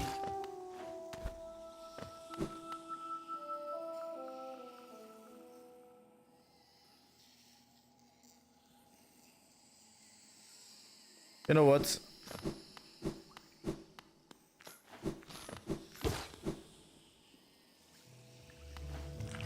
Let's go up real quick.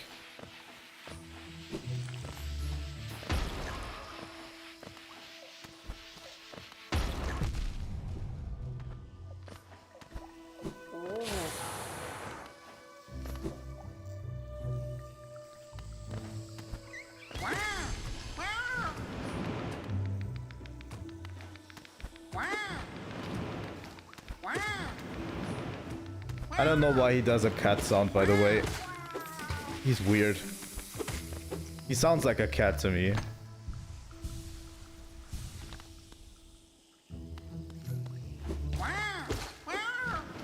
Those guys. Kinda. Probably a weird cat if it's a cat sound.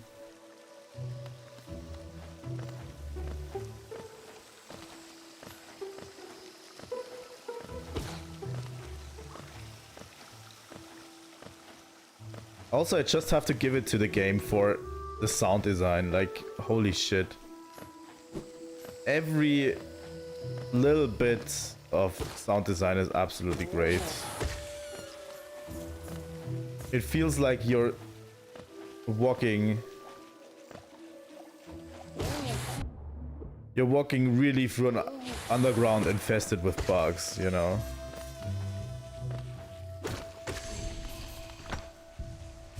And the game knows when to shut up when it needs to shut up, you know? Like in Deep Nest later, it's going to be relatively quiet.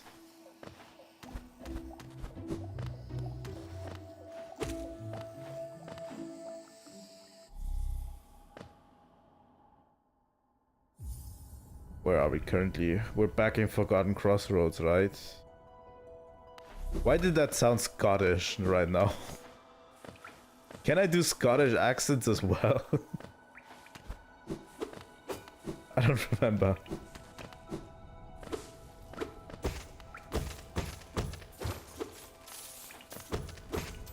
Honestly, I need to get more comfortable with doing voices as well. I know I can do voices, but I really haven't done any on stream.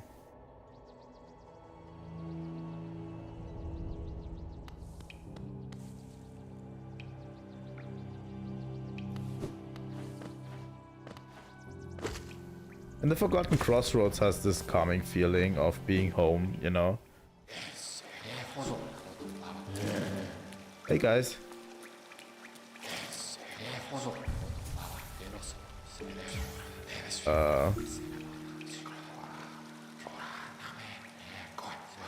Here we go.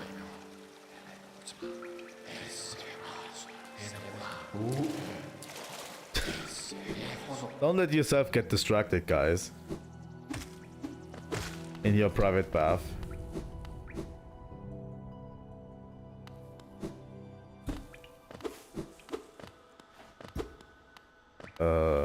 Where am I?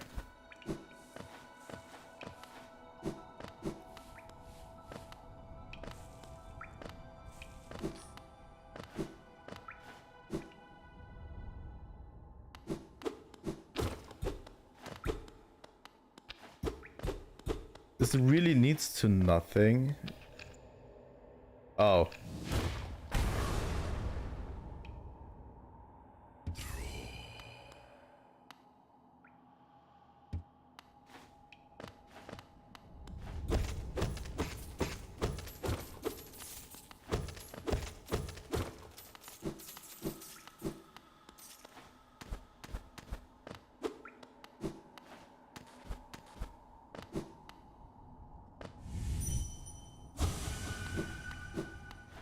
I forgot that you can hit like almost everything with a dream nail, right?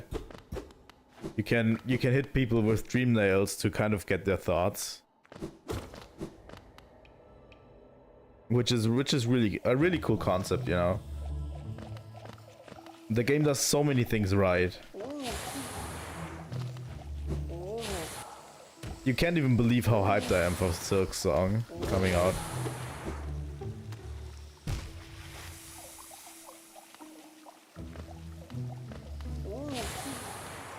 Honestly, I would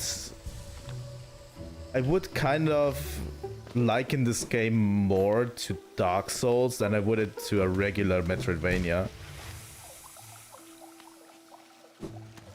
I don't know why. Don't ask me why. But it does have a ton of Dark Souls elements to it, in my opinion.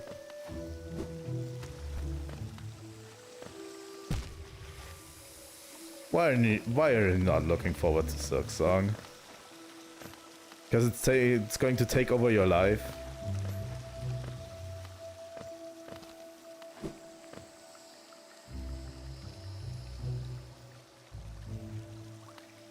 I mean, yeah, it could take over my life when it comes out. Honestly.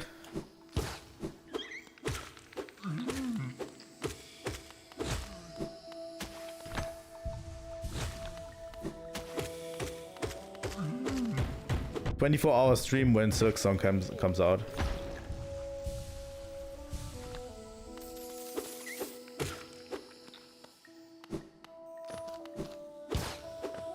Yeah, I just every time I play it, I notice so many design elements from Dark Souls.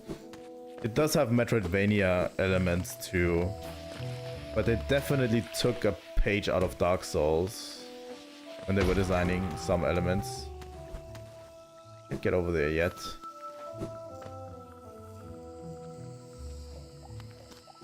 Especially the approach to storytelling, honestly, is really, really reminiscent to Dark Souls.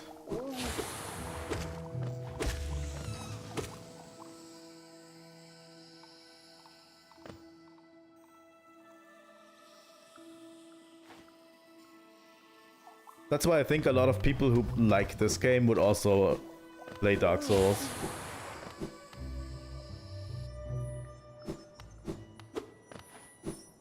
I think this is more of an introduction game to the Souls series as Dark Souls itself would be.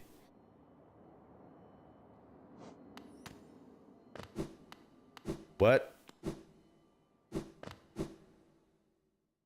You hate Silk? I don't know if that's a valid reason.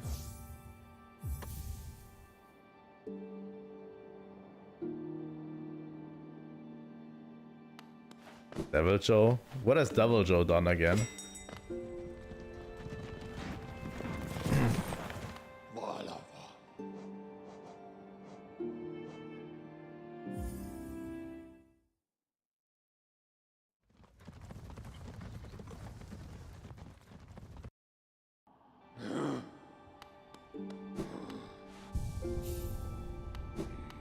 I think Silk Song really has to master, you know. It does have a lot of hype. It does have a lot of hype around it.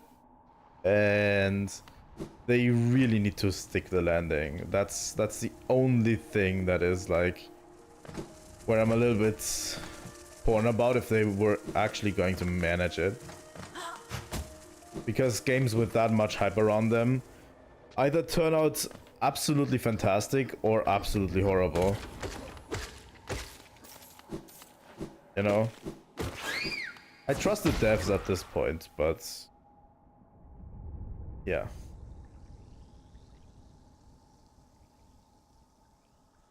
We're going the wrong way. I think it definitely will come out, honestly. The biggest problem is, yeah, what's the expectations? They definitely will bring it out, but what state will it be in when it comes out, and will people like it?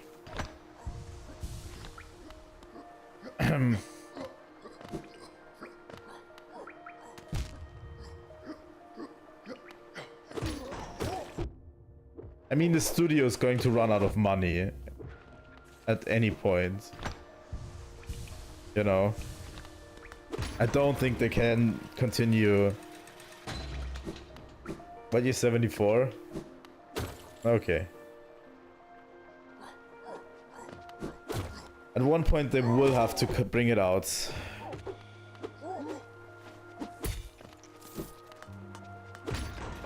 Let's just hope it's going to be good. I think that's the only thing we can ask for. Just that it's good.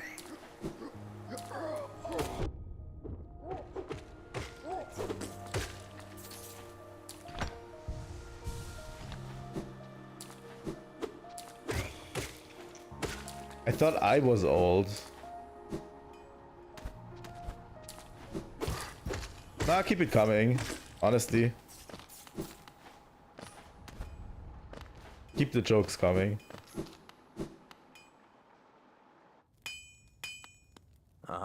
Ranjo Stenja. Fuck you. I came all the way for you.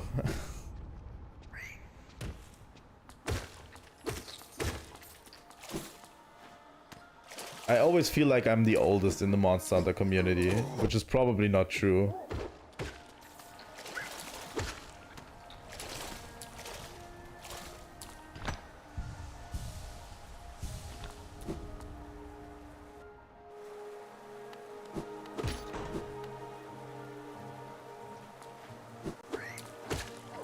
Well, he didn't say I'm broke. He did say bring me pale ore.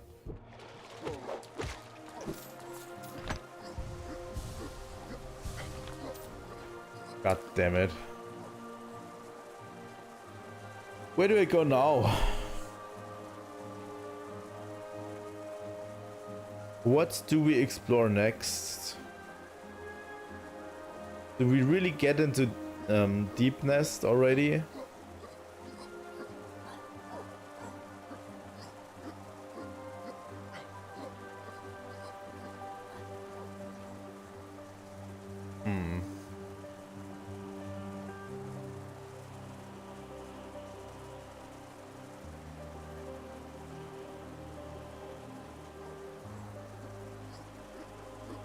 Yeah, I know. We're always old. Doesn't matter to me. I started my YouTube career really late, so... Doesn't matter how late you are. If you just approach it with passion, right?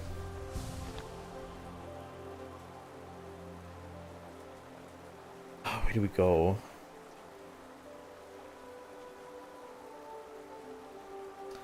Let's go to Deep Nest. I don't really look forward to the experience in Deep Nest, but let's go.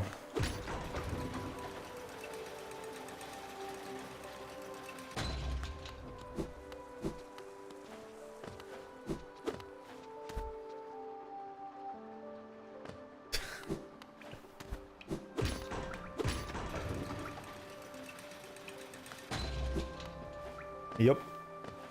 You heard it here first. Ageism is not great. It's not a great look.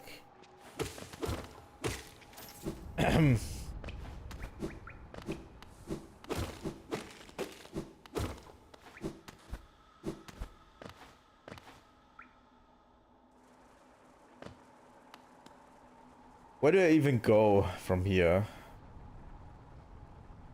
Bungle wastes. I think I'm getting old.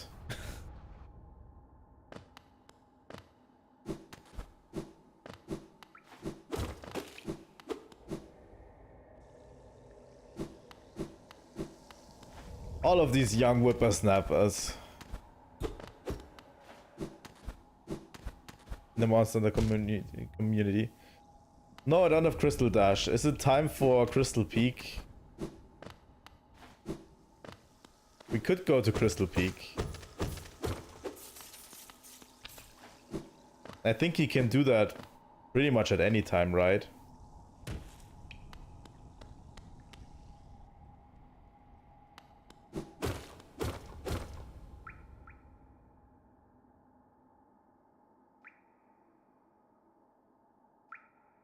We would have to go up here though. And yeah, there's a station. I think we're going to go there.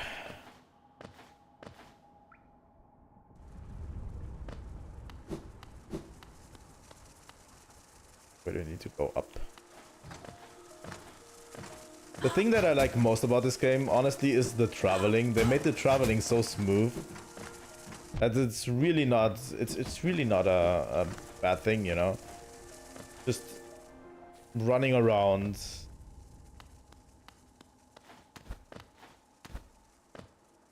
Running around all of these areas is like pretty enjoyable. Have fun at work today. I don't need to. I'm one of those idiots that have Saturday and Sunday free, you know. Hello. Hi. See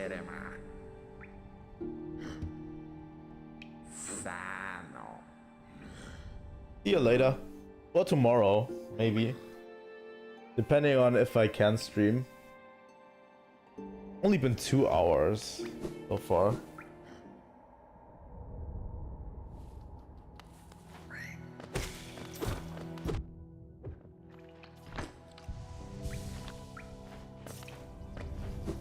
See you later. Or soon.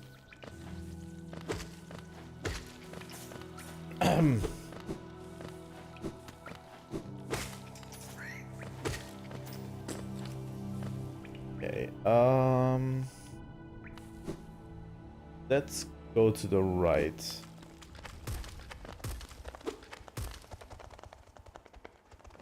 We have the 50 geo to spare.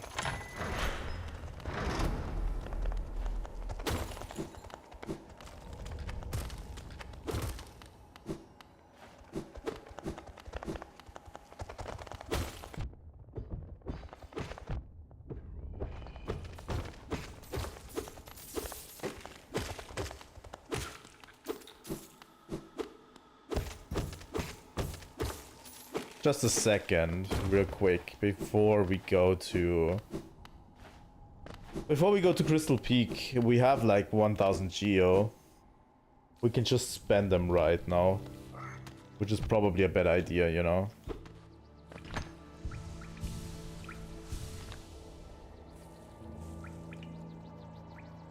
Before we lose them on the way or something.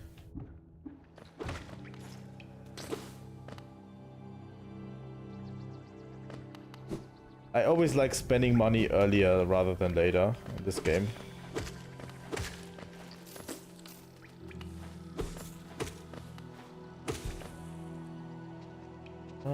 Down.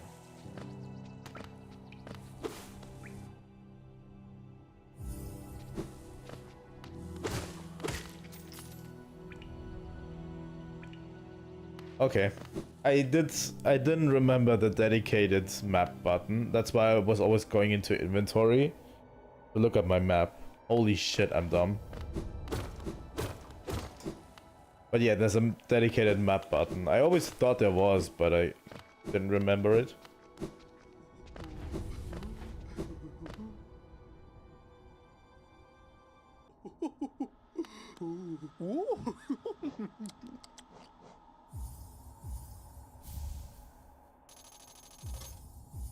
So yeah, let's buy long nail real quick.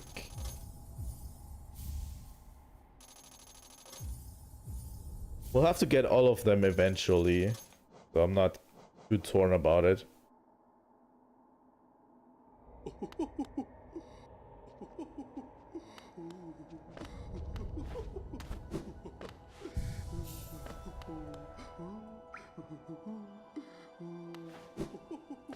Okay.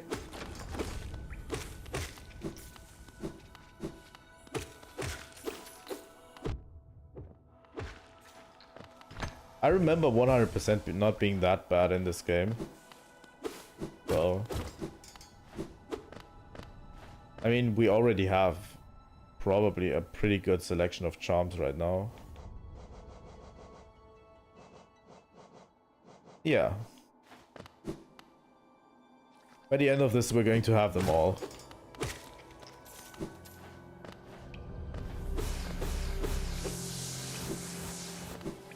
Honestly, what I would like a little bit more is build crafting in this game, or in Silk Song. Because as I remember it, there's not really that much build crafting. You can kind of get your charm combos together, and that's about it.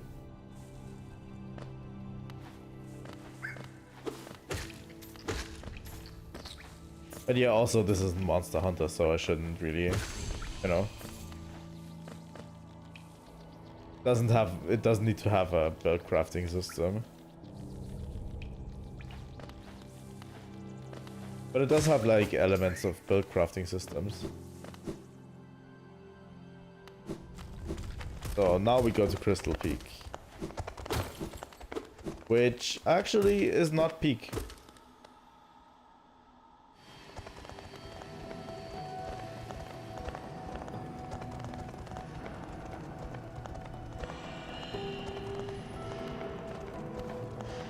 Oh.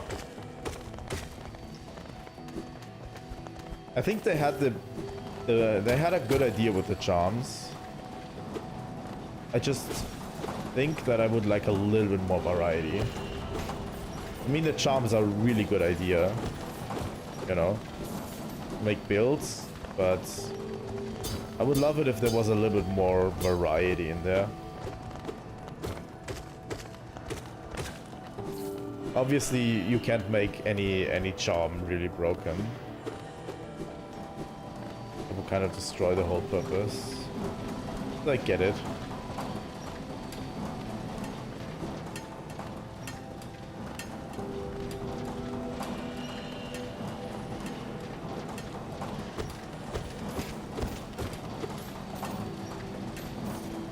But yeah, not every game needs to have perfectly balanced build variety. Only Monster Hunter that needs that, right?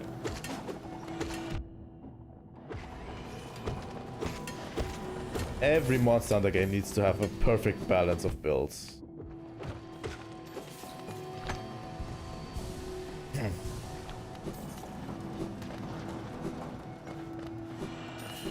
There's a bench right over here. Yep.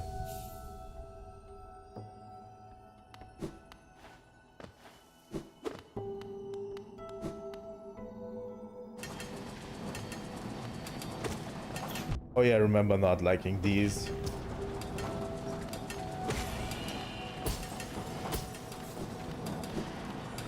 Yeah, obviously. Those games are completely balanced. There's nothing unbalanced about it, right? No, it just has good variety, that's it. I think GU is relatively balanced. In terms of... I think every weapon in GU kind of is broken. Or can be broken, you know.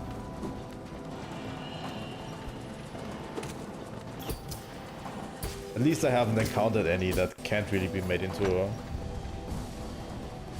that can't really be made into something really good.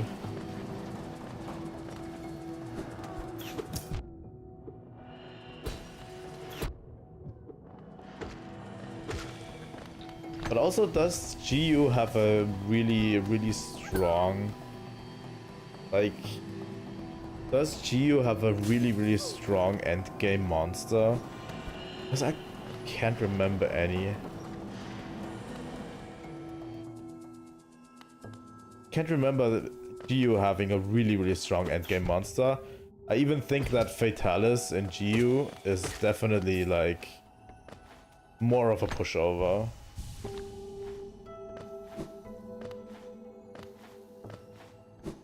And I mean, Atal'Ghar is the end boss and not really challenging.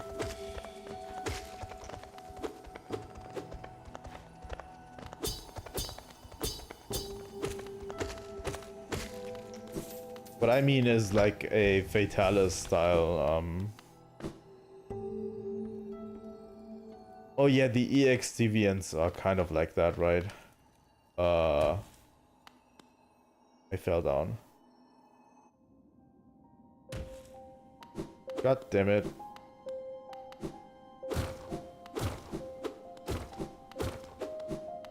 That's right. Although I think the EX deviants are kind of easier when you're playing in a group. Doesn't really have a huge Fatalis style thing going on, right? When a monster, even as a group, can take you down relatively easily.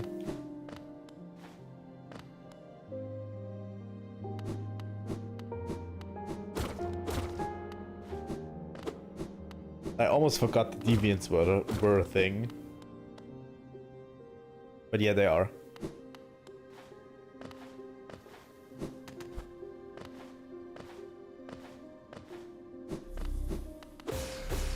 Honestly, these days I'm not a huge fan of the deviants. I don't know if anyone would share my thing there.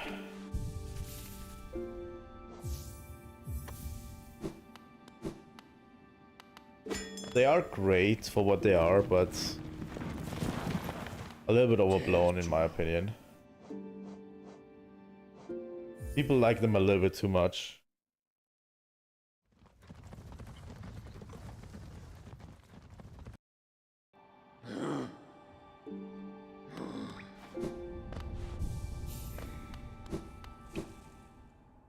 I think I would love it if they brought back some of those deviants in the next Monster Hunter game.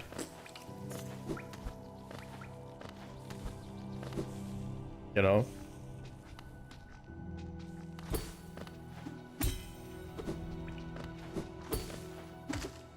Just so they can have a proper moveset.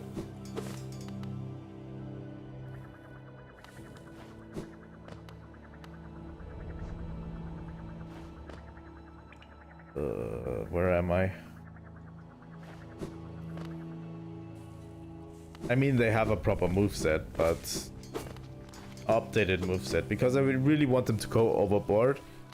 Kind of like what the Apexes did in Rise. Maybe.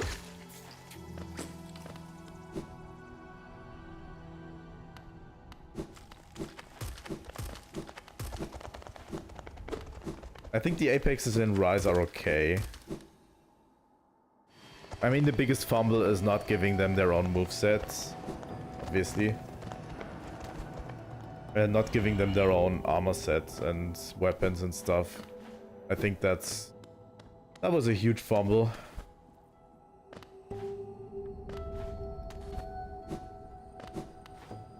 But honestly, I really enjoyed Apex Sinogre, by the way. I think Apex Sinogre was really good.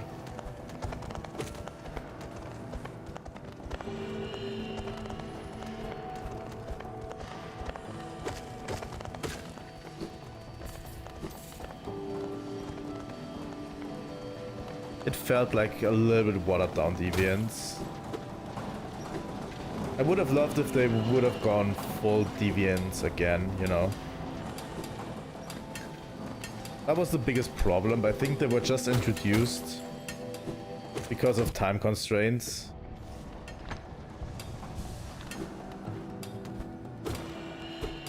And not because they wanted to have a full system of it.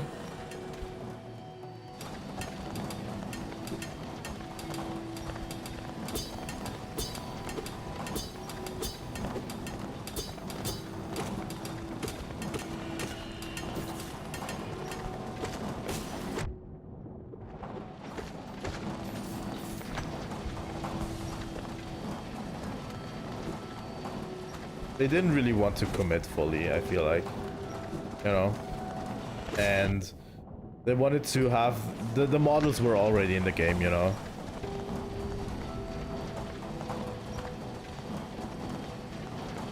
Probably a lot of stuff that they couldn't do. But honestly, they already had the models in the game and they wanted to do, you know, something special with them. They had the Deviants moveset, you know. I think it was a time constraint thing, in my opinion. Because, you know, you have the models already, you have the movesets already. You can just slap it on and, you know, you have a totally new monster.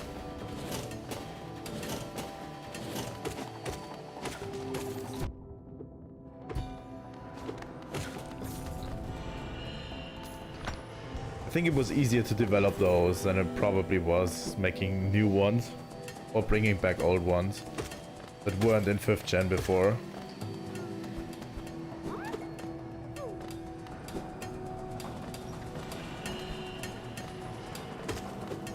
I will still die on the hill that Rise at the beginning. It still was okay. It was still a great game, even when it came out. I know a lot of people don't feel that way about it.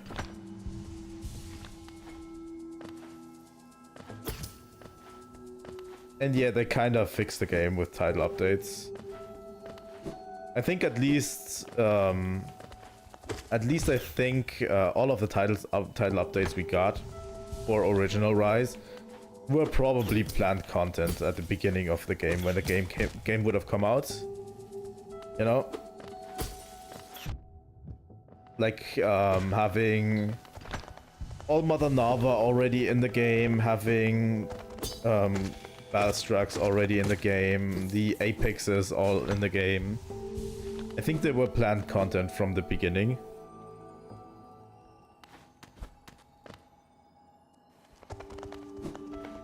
So yeah, if Rise came out with all of the title updates content and then gave us title updates, I think it would have been a great game.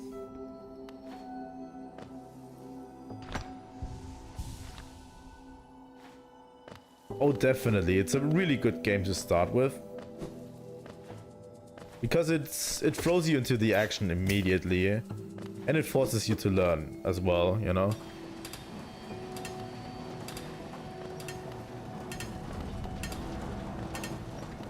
I feel like World has a problem of being a little bit slow, honestly. I mean, we had a viewer on a few weeks ago, actually, you know, that basically dropped World after playing like 6 to 8 hours, and he said he just wanted to get to the good stuff, you know, and he didn't feel like the game was going to get there with World. To the good parts, you know. And yeah, I encouraged him to really sit back down with World, you know. And now he has 140 hours in World in a few weeks, you know. He's like,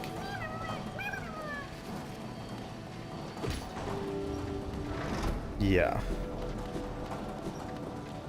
He has like 140 hours in World now and has currently beaten Elatrion. I'm so proud.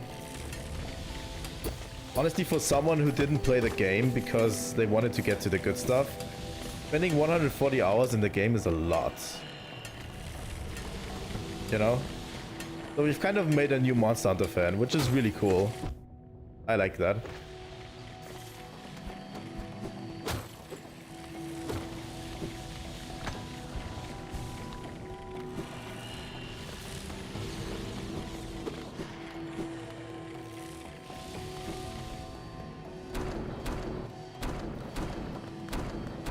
There's a lot of stuff that I have problems with World, but I don't want to be too vocal about it, honestly.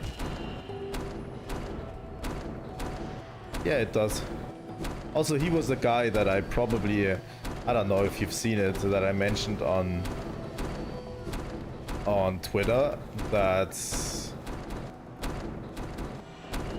didn't know there were other Monster Hunter games, older Monster Hunter games than World. Like, I mean, that's just a meme thing, you know?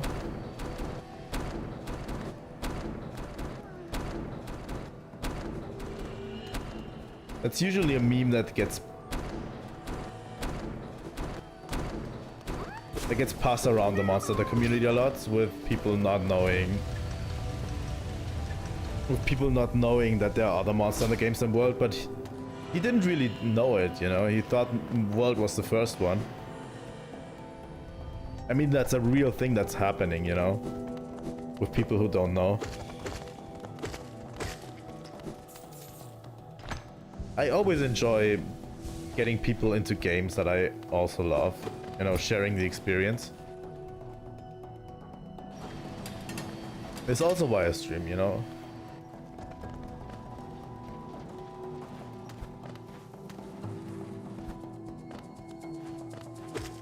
And yeah, that's why you'll always see me advocating for playing these older games, you know.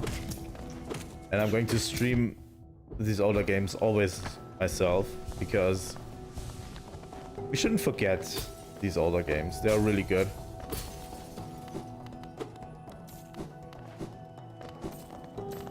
But yeah, Rise is up there with my favorite games as well.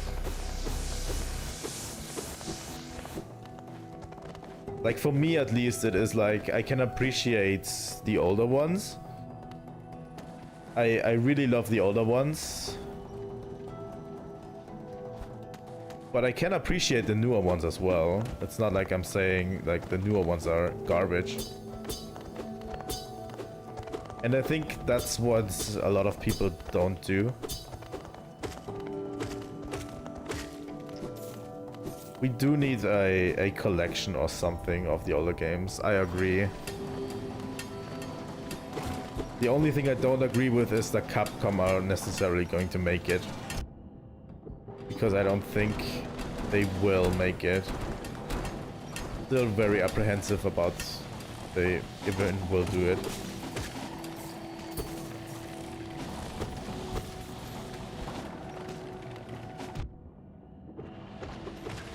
Because I've done the reasoning for it, you know, why they would do it. I've played it through in my head, and honestly, I don't even know if there's enough incentive to do it.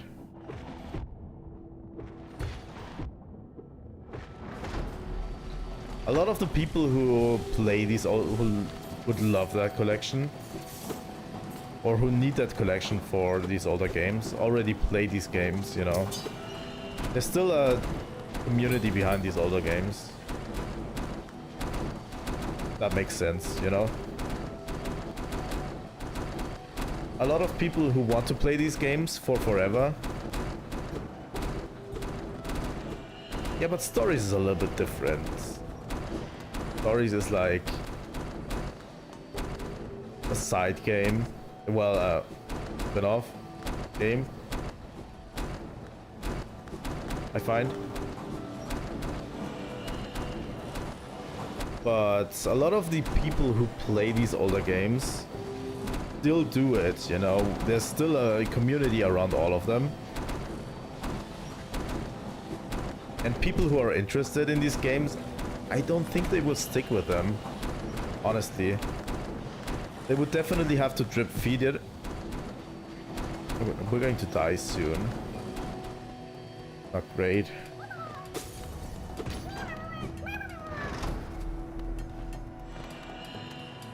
Are there any enemies that we can kind of mooch off of? Not really. It's difficult to explain, but I think, you know, people still want to play these older games. No reason. And I think there's a certain, you know, gap there of people who want to play these older games but physically can't. I just don't think that gap is very wide. You know?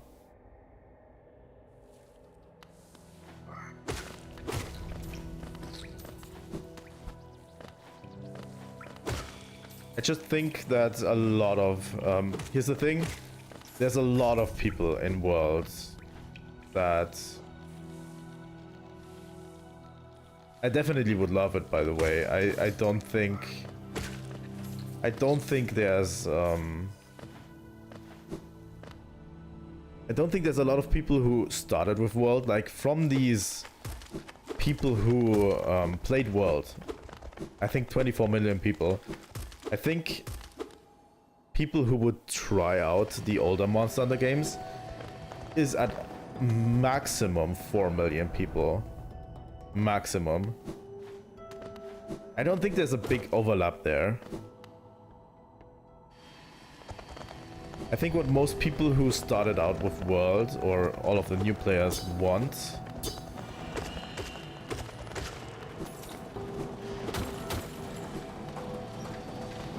like people who started out with World wouldn't appreciate the older games. I don't think. And then you have like out of these 4 million, you have like a few of them, like maybe 1 million who actually would buy the games. Maybe. I don't know. It definitely would be a lot more sales. I think we would go to around 4 to 6 million in sales, just because people like Monster Hunter now, you know. I think that's still going to be a thing.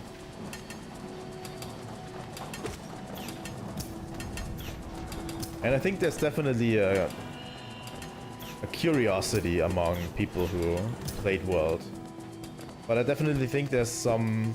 I think the assumption that every World player, or that it's going to be hugely profitable, is... I don't think the assumption is going to be there. I don't think it's going to be super popular. And I'm not sure if Capcom weighs it as high, you know? When they can just produce Wilds and put all their resources into Wilds and sell a boatload of money, you know? I think a lot of people assume that a Monster Hunter collection thing would make huge bank for Capcom, and I don't think it will. That's just my assumptions though, like, I could be totally wrong. And there's going to be a huge overlap.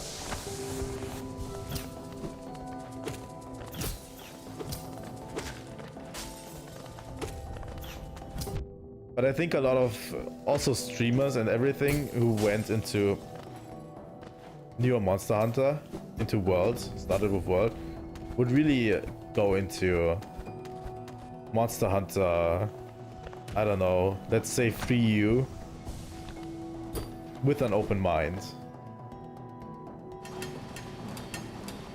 Because what they actually want is more World and not more old school Monster Hunter. I would definitely celebrate when it came out. I would stream it non-stop, like we would make 48-hour streams just playing these games. Definitely.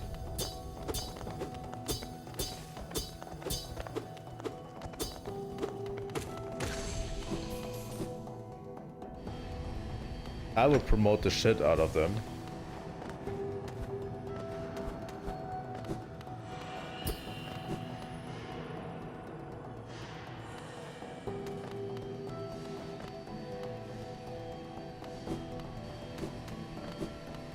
The only thing that I think of is people overestimate how much people want old school Monster Hunter to return. Because, especially on Twitter, people think like people really want old school Monster Hunter to return, when that is a really, really, really small minority. A really small minority.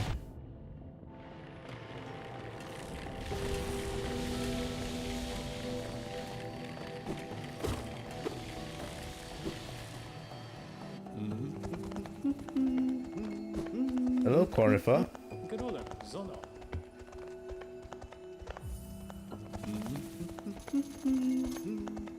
Here we go.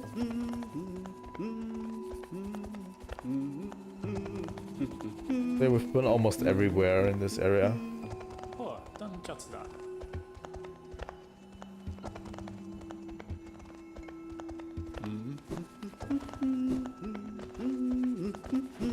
I think it would be still a cool collection, honestly. But I would want to probably get one of each generation, you know? And I think they should actually drip feed them as well, if they can, you know? Because honestly, the old Monster Hunter games have a little bit too much content to just put them in one big collection. I feel like that would separate the player base a little bit too much.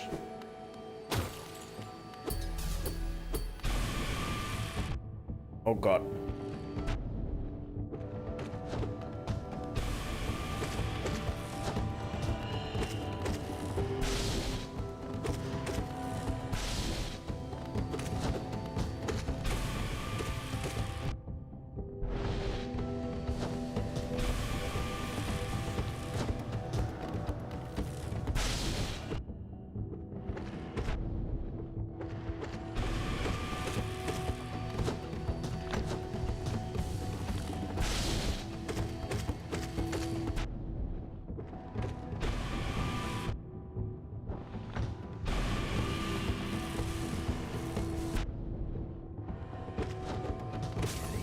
Here we go.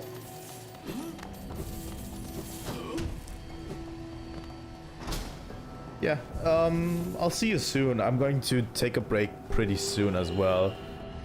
Maybe go for another hour or so. Maybe hour or 20 minutes. Something like this. But yeah, I'm going to take a break pretty soon.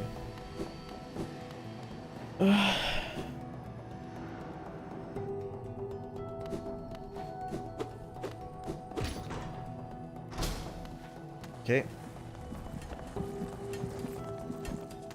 There's more up here, okay. So yeah, let me go on break.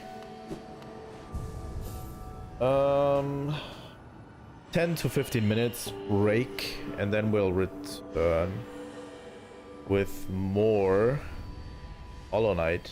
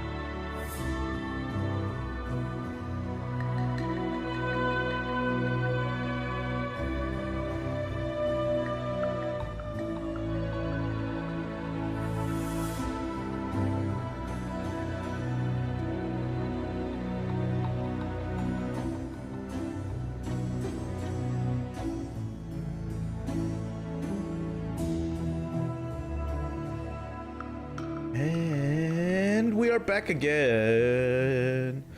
Let me get into this screen real quick while we're at it.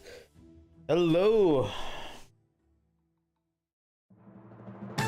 I had a pretty rough break, honestly. So much to do during my break. I had to feed my cat, I had to feed my bunny rabbits. Oh my god. The break was way too short.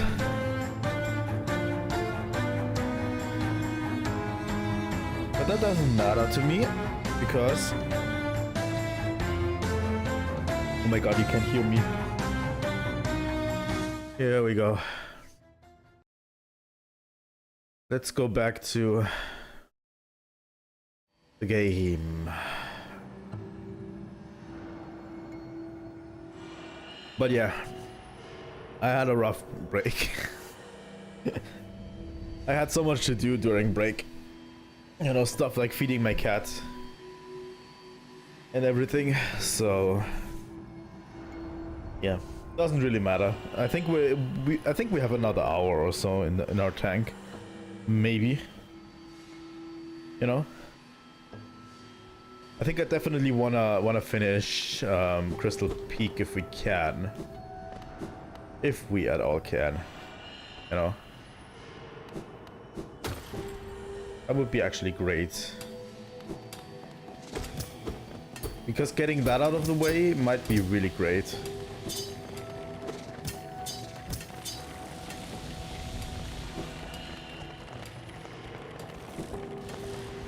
I hope everything's fine on the sound front. I don't see any sounds interfering real quick. Let me deactivate this. Okay.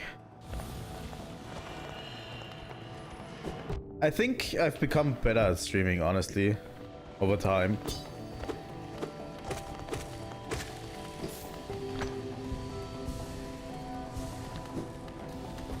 So yeah, what do you guys think about a Monster Hunter stream anytime soon? I would more make this a chill and hang out stream, you know, than a Monster Hunter stream.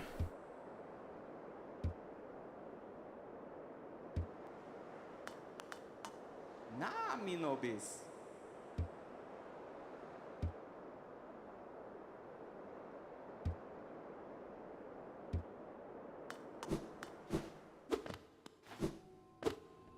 The thing that I want to do with the Monster Hunter streams, I don't know if I've said it before, I probably have said it before, but I don't want to play Monster Hunter like as a main event in the stream.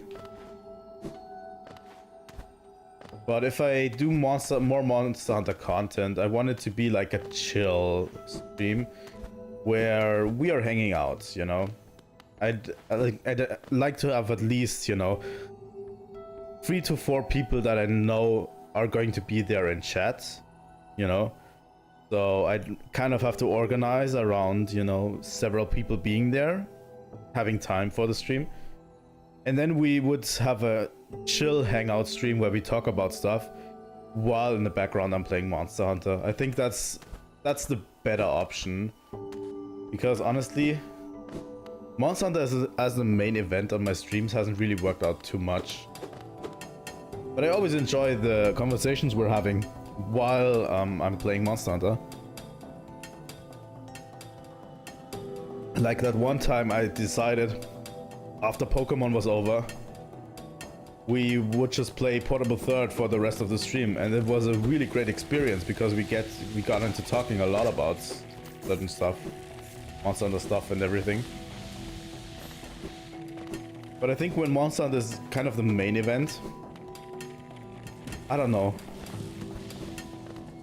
doesn't really work out too well. Monster Hunter is a game that's kind of good in the background while we are interacting.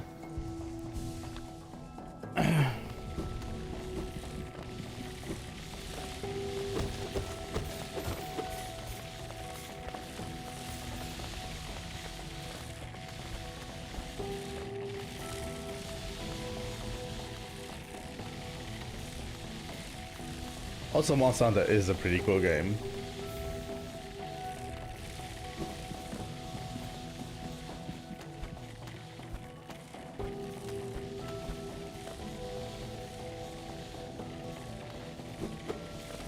Portable third is fine, honestly.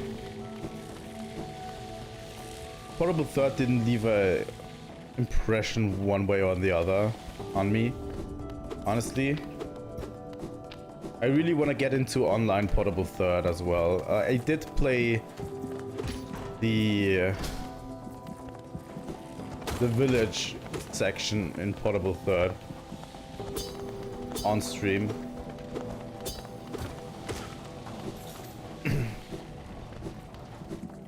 But honestly, Monster Hunter is a game that's not really great to watch. I mean, it is from the newer games onward, I think. The newer games are better to watch, but the older games are not that great to watch. I'm totally honest.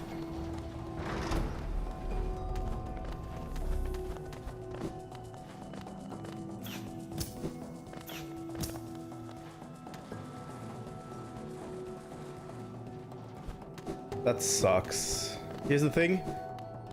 If you had a way to play for you. But yeah, you're basically in the minority if you say you enjoy watching Monster Hunter games. I still want to make Monster Hunter content, but I feel like going forward, it might be better if we do it like this, you know? Where I just get, you know, a few of you together and we are going to have a chill stream, hang out while Monster Hunter is in the background. I think that might work better for Monster Hunter content. I could try again though.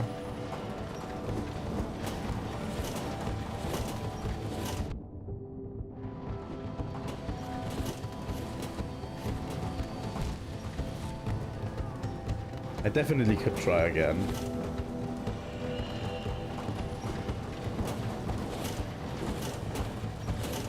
But yeah, if you said you had a way to play free you, I definitely would have said, you know, I could help you get through the online thing. Or maybe we can duo it. Because I currently have a Frio character that's at G rank, you know? That's like done with G rank. Not just at G rank, but also done with it.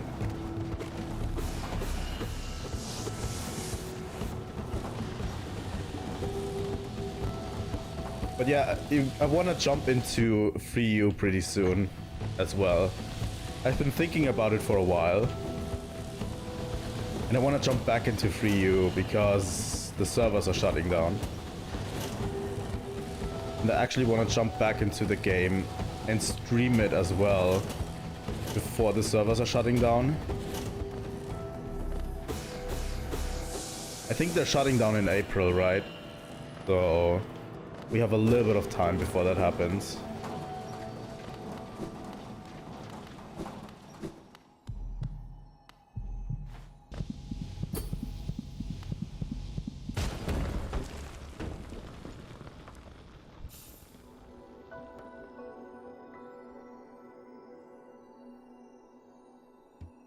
There we go, that's the crystal heart. I mean, if you'd be there, I'd definitely stream for you. You know?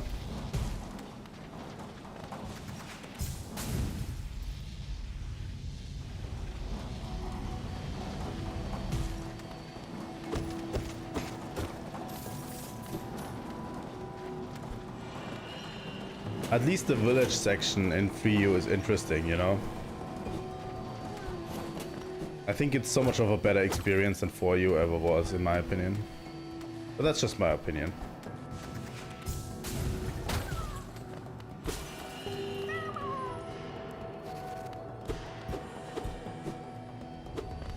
I think that might be a good idea. So, with the Crystal Heart, there's like 2 areas we can get to.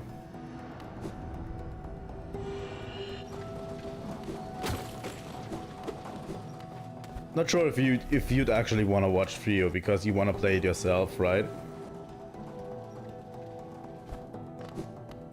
But if it's not coming,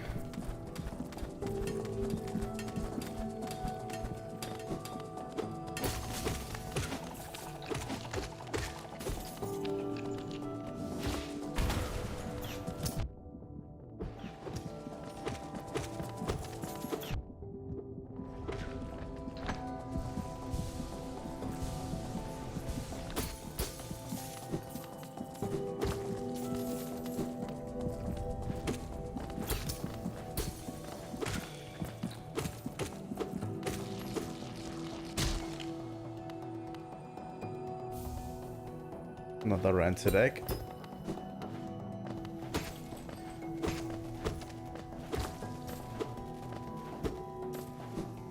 That's true, there are more about gameplay than story. And yeah, if you played Try already, you already know the main story of Ryu, right? Because the story of Ryu is just basically the story of Try. And then they add the high rank, which is not really much of a story, I think. The high rank isn't really a great story in Ryu, honestly. More like a tacked on thing that they just push you through. More of a thing that they just, I don't know, it's just after you beat Ciateos, you basically are the hunter of the village, and then they unlock high rank and you basically go through high rank. There's not really a story there, you know?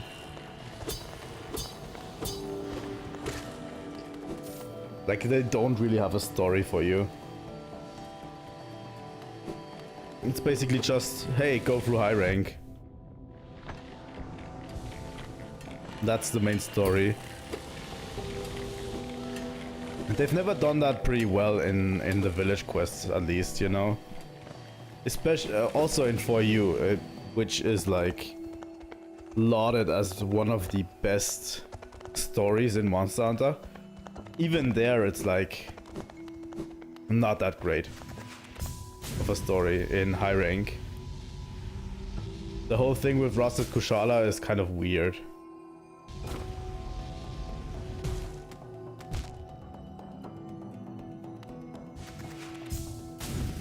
You know? I took a sip of my drink.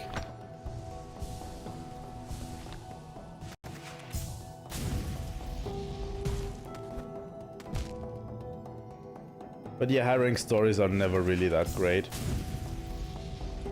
So I think I could stream it. I'm thinking about it because I need a third game. Probably. What am I even doing?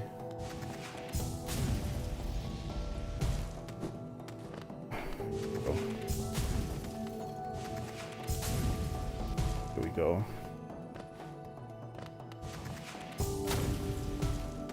Like, this is the path back, right?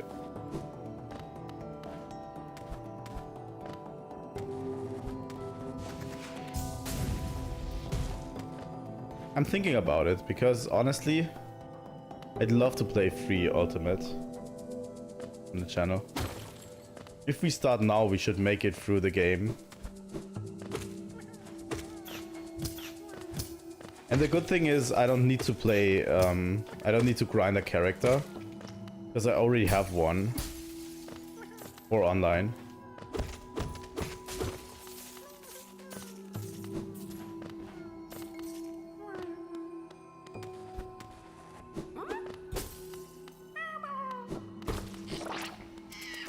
Oh. Forgot that was a thing. I got pranked. I got pranked really hard.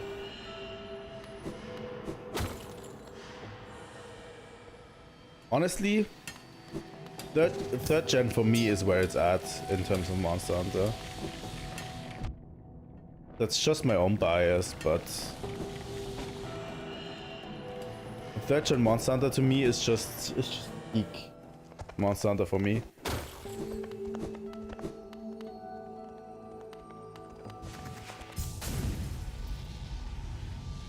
At least to me. Can't speak for everyone, but yeah. I don't know, it's just, here's the thing, it's just a feeling that I have. It's really nothing else. It's really weird. But yeah, every time I go back to a Gen 3 game, it's like comfy, you know?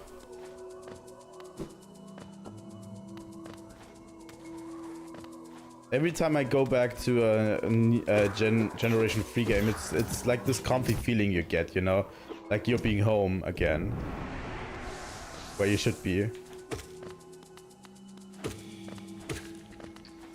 Even with Portable Third, a 3rd gen game that I haven't played before. Like, I haven't played Portable Third before. I played it for the first time on the channel.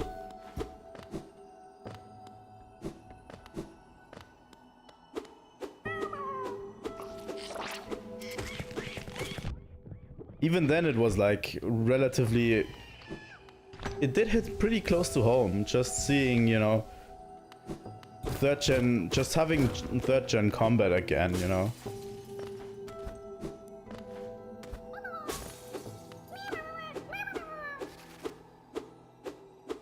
Yeah, these mimic grubs are... not pretty.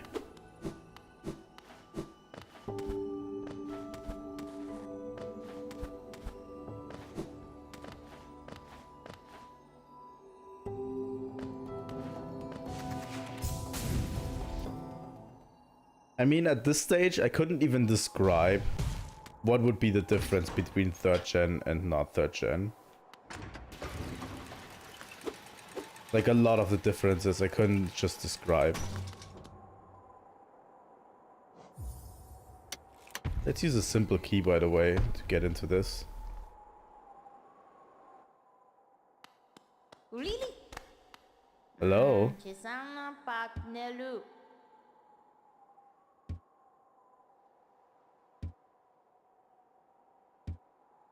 Okay. Yeah, we don't have any left behind.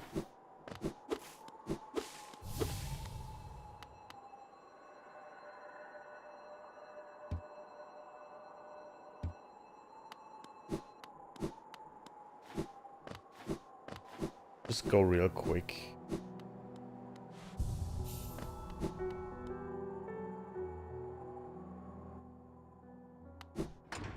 Yeah. The person who likes rancid eggs. Let's see what's in store with Conifer's wife.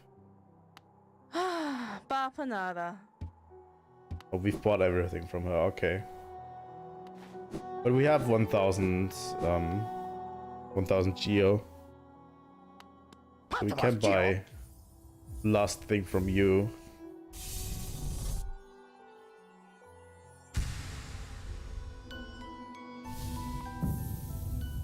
And get our first vessel upgrade.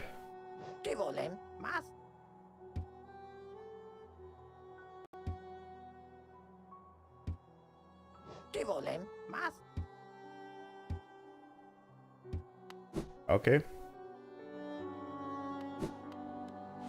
So we've bought everything, everyone out, which is nice, you know.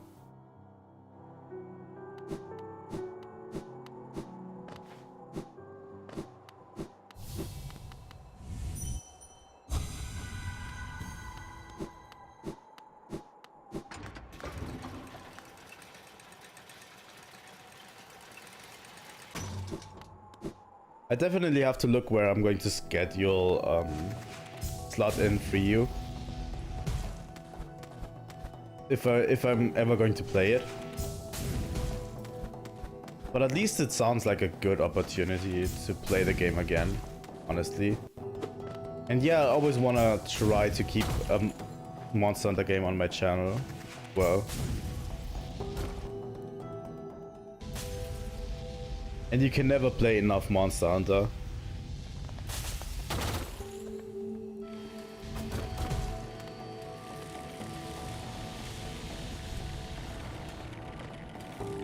Probably the Dragon's Dogma slot would be great.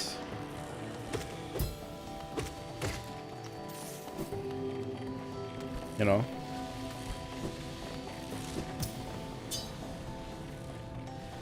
We need to go down and then to the right, because that's where still something is that we haven't gotten yet.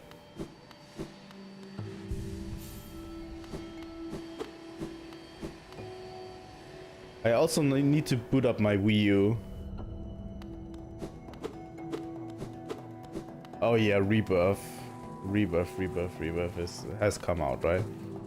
I still haven't heard anything. I've been staying away from all Rebirth media because at one point I might even be wanting to play it and I don't want to know anything.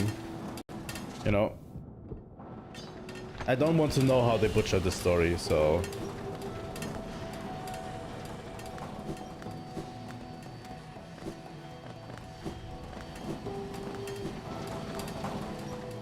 I really, really don't want to know how they butcher my favorite story. One of my favorite stories.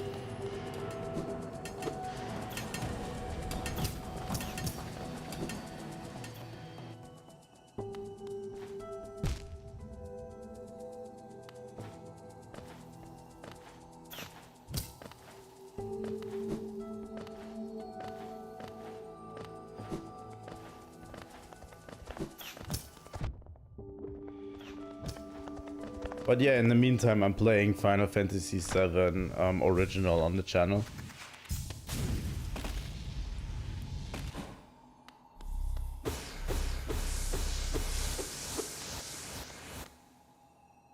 It's also really good.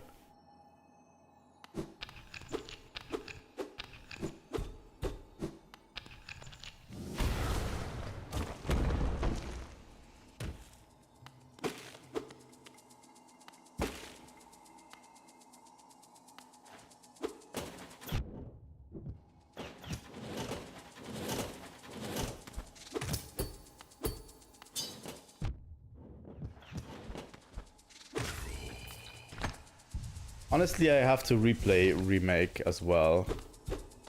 Honestly. Because I don't remember too much about Remake, I just remember that I didn't like the ending as much.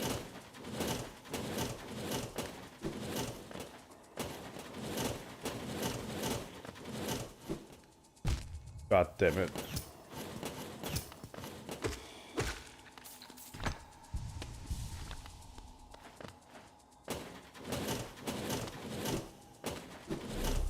But I think that's kind of consensus, right? That people didn't totally enjoy the ending of that game.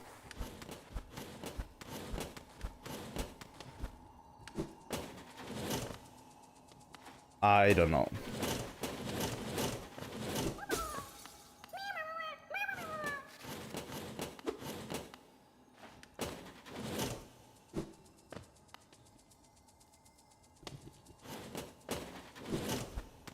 So yeah, I don't want to take it away from you, so you should probably experience it yourself.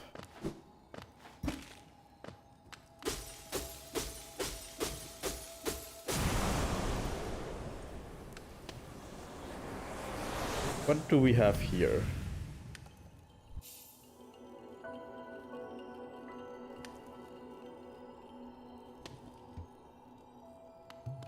Like this? Yep, like this. Okay.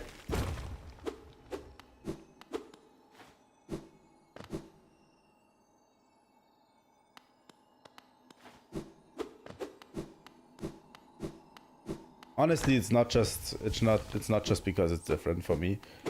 But yeah, I won't talk at length about it, honestly. Does it really do big damage? That's good. So where are we now?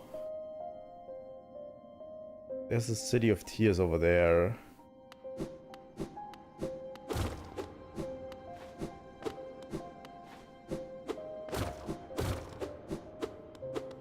I've never used that spell very much, honestly. I'm totally honest.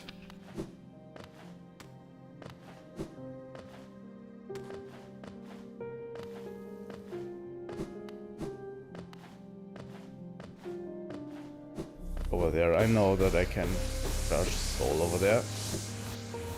And then we can finally move over there.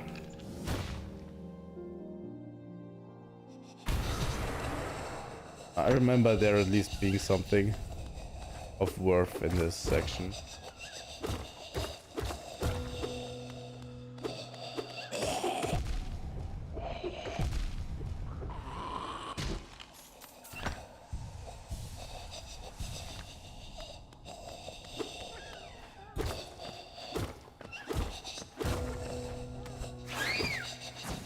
Fuck. Through those birds.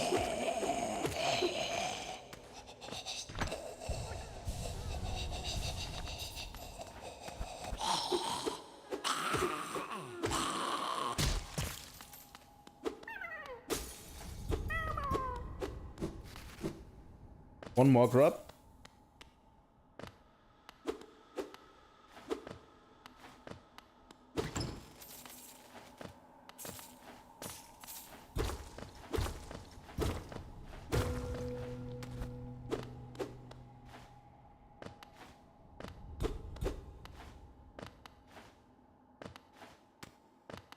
Wait, I can't get up there. Doesn't seem like it. Nope.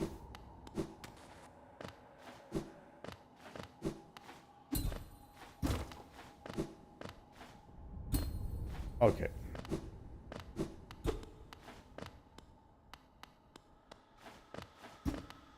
Thought there was a floor here or something.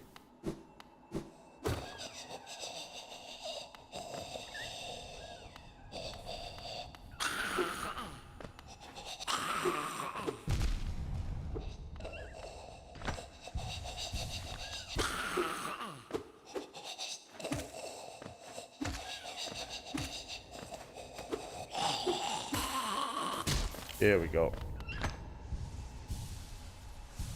Yeah, these dimly lit tunnels definitely serve their purpose.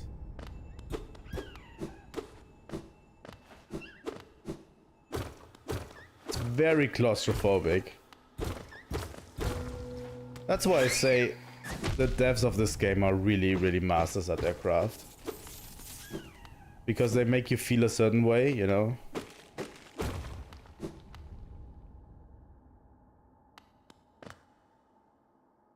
Where are we?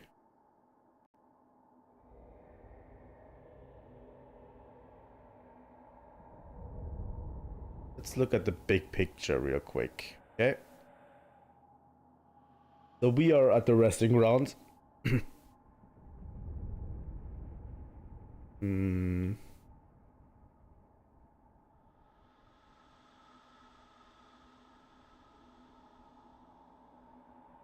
I think I'm going to explore the Forgotten Crossroads again. There are some areas we haven't been to yet.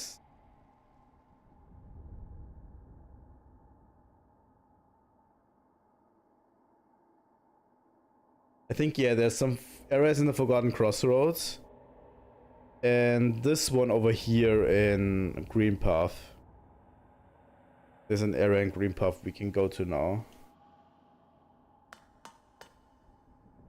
So yeah, that's where I'm going. Before we delve into Deep Nest, I'd really like to do that, I think.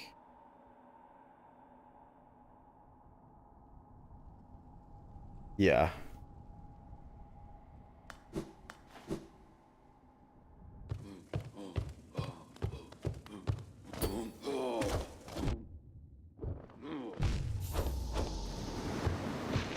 Or we just die. How about that?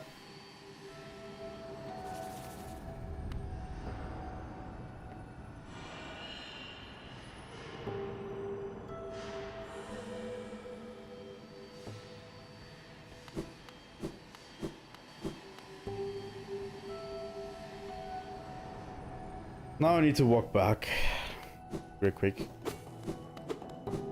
But yeah, I think, if I'm totally honest. Yeah, I think we're going to do these few things that we can do with our new abilities in the Forgotten Crossroads and Green Path, and then we're going to end it for today. And next time we're playing Hollow Knight, we're then descending into, you know, Deep Nest, into the darkness.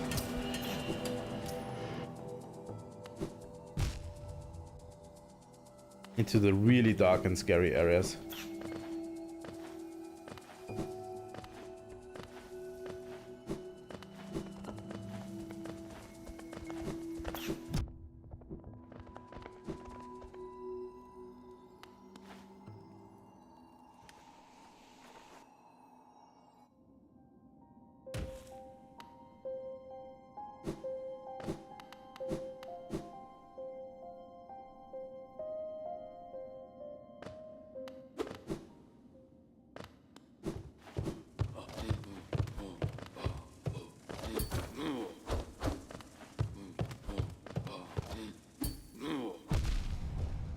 Ow.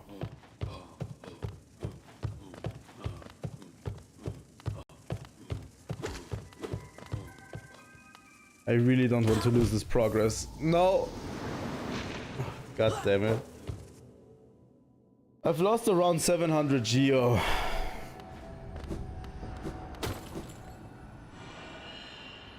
That's unfortunate.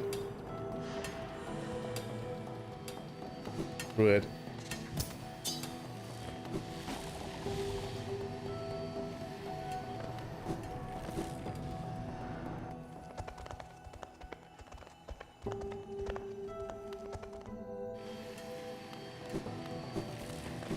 Turns out I actually suck at the game.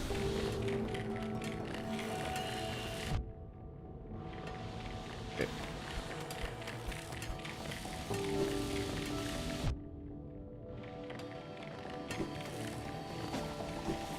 I need to actually take on my turn on my Wii U in a while. I haven't turned on my Wii U in forever.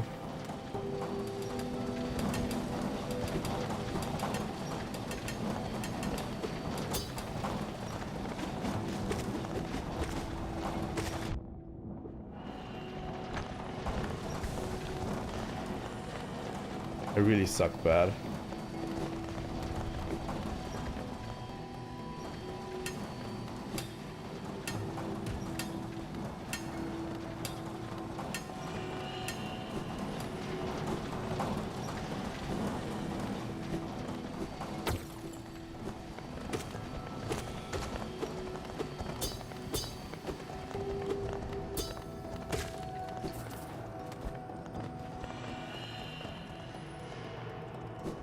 Okay.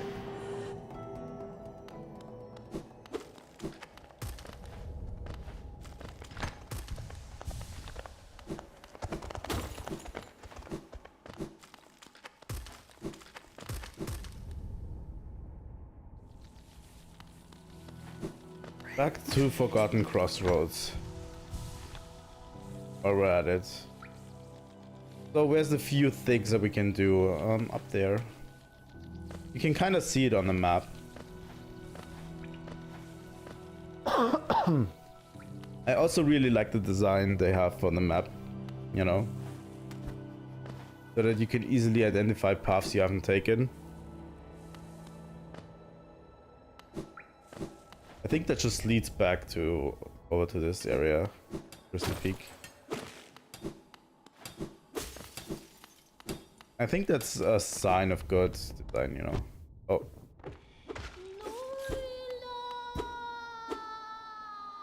Wait, can't you talk to this guy before? I thought when you enter here first time, you can actually talk to this guy.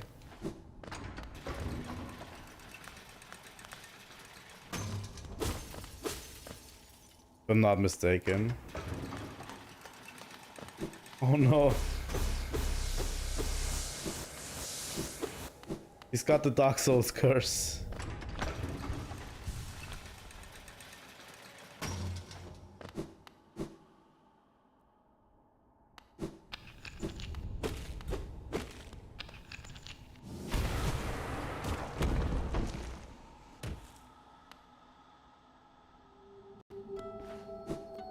That's where that leads. Okay.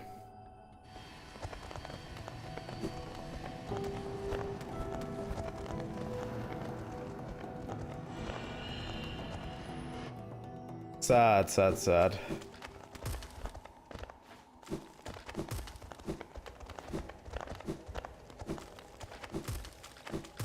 He went full hollow on us.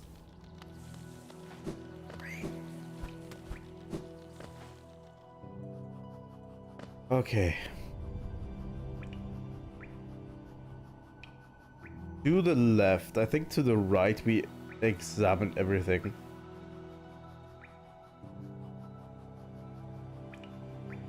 So we go to the left and there's one more thing over there that I want to examine.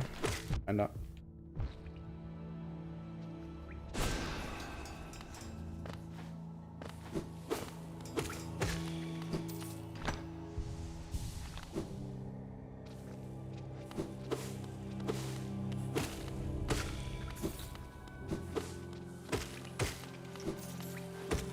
Honestly, it's a little bit lighthearted, more lighthearted than Dark Souls, because in Dark Souls, everyone has a bad story, you know? I don't think there are any good fates in Dark Souls at all. Every NPC you meet is like doomed from the start to go hollow. Really sad.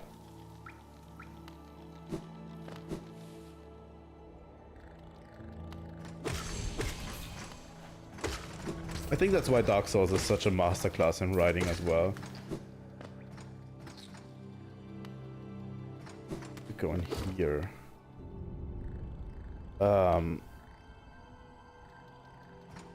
Let's go real quick.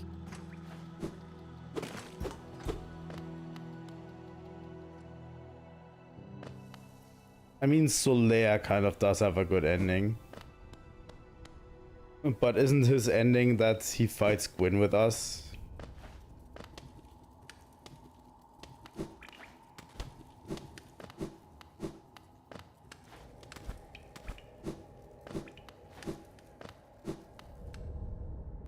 Isn't it even like this that Solea, like,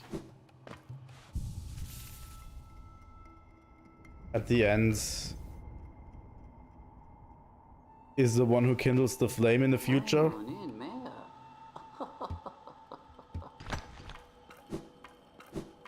I might be mistaken about that, honestly. I mean, he at least gets burned with us in that kiln of the first flame.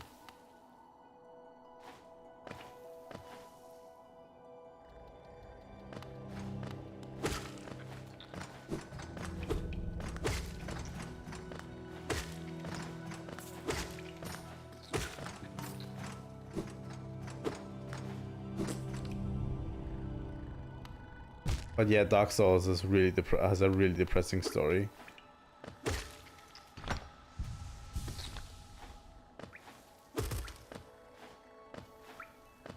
Which is really weird, because a lot of people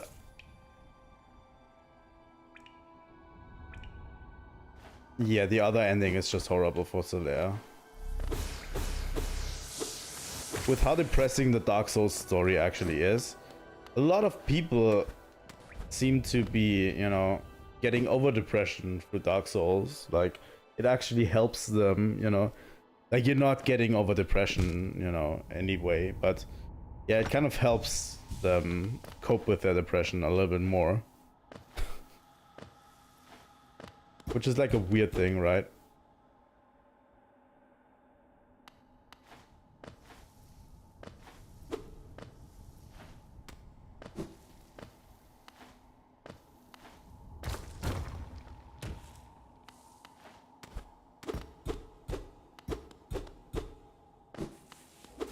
I've at least seen one video of, you know, how Dark Souls helps.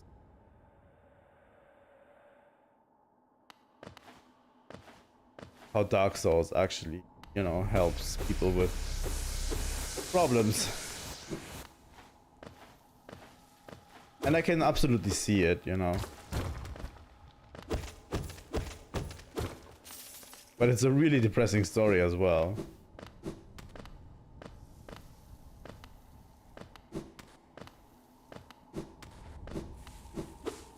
So yeah, we're going to get into a boss right now. I hope it's not too hard.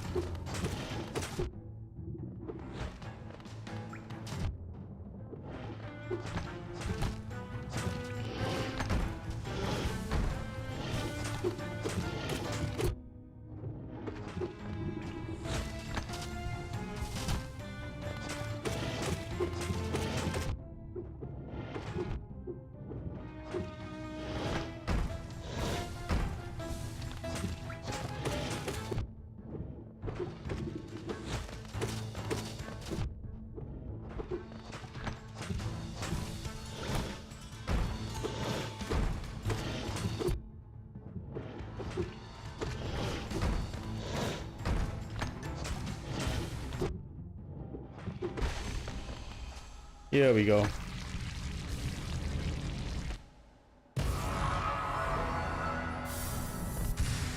It does have that, yeah. The theme of not giving up.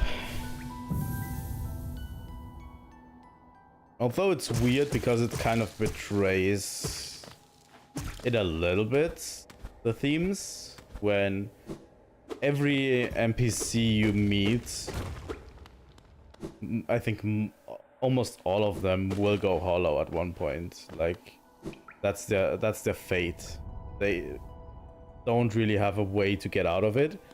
They always will go hollow, you know?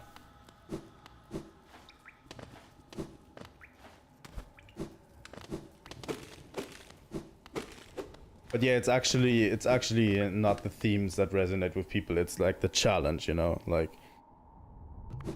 you are not supposed to. You're supposed to overcome this. And you're not the one going hollow.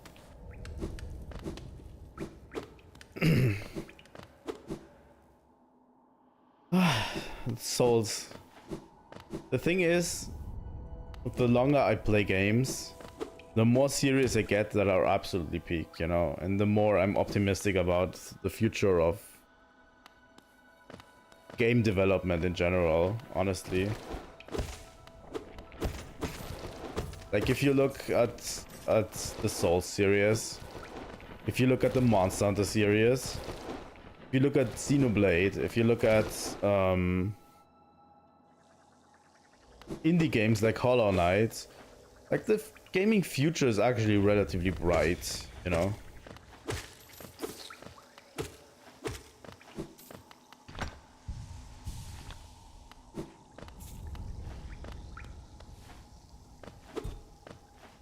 I don't remember Patch's questline at all. It might be that he's the only one that can't go hollow. Or that can save from being hollow. But I don't remember his questline at all.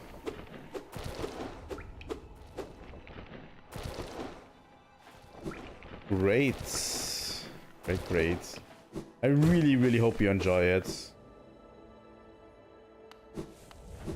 We can talk about the final details of Xenoblade, by the way. I'm a huge Xenoblade nerd. Even to a point where I dissect the story of Xenoblade for mythology and background information. Like,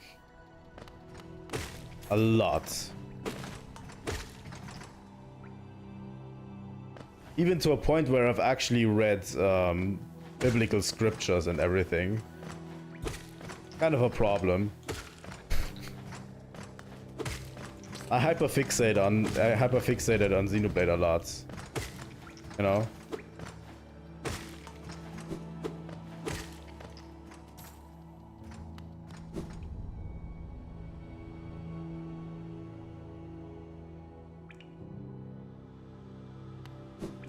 You're in for a treat if you play Xenoblade.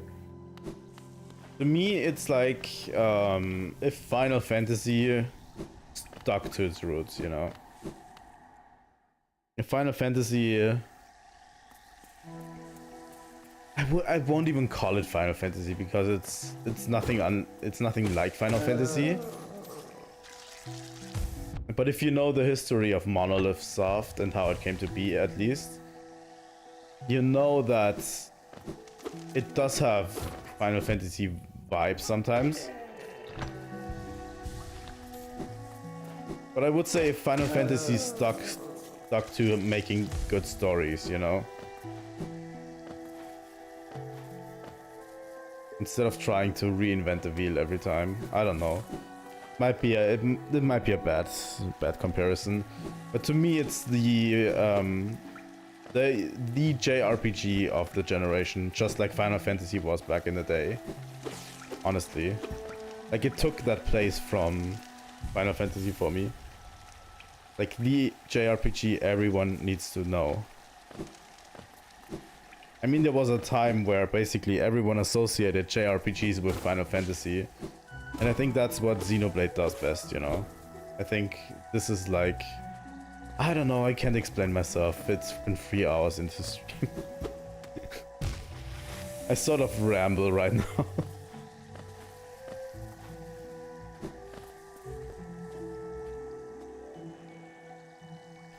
There's the Fog Canyon down there.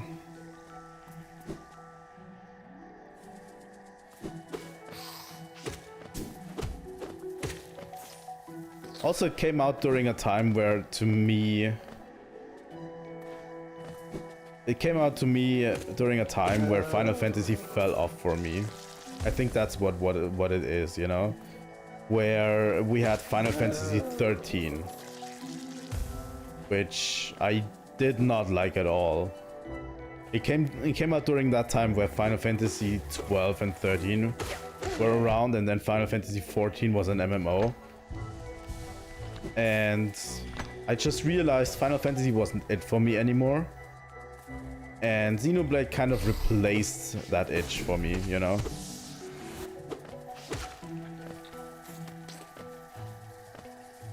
But yeah, if you want, I can fill you into a bit of the development history, of the developer history of Monolith Soft. Because I absolutely know all of the development history of Monolith Soft. You know?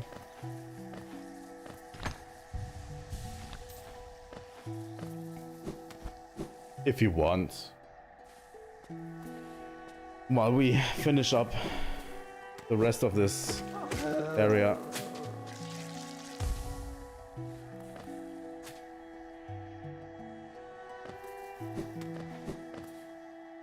So yeah, the developers at Monolith Soft, which is kind of a new company. I don't know if you heard anything about them, but yeah, they're lauded with Zelda and everything. Like, they worked on a ton of Nintendo stuff right now. The developer, the lead developer, the director for Xenoblade, Takahashi, is actually an ex-employee of Squaresoft, so Final Fantasy.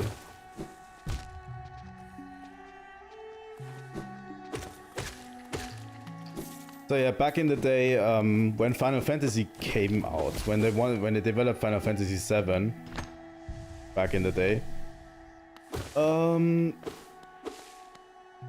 they actually wanted him and his team to write a story for Final Fantasy 7. You know? So they wrote a script for Final Fantasy 7.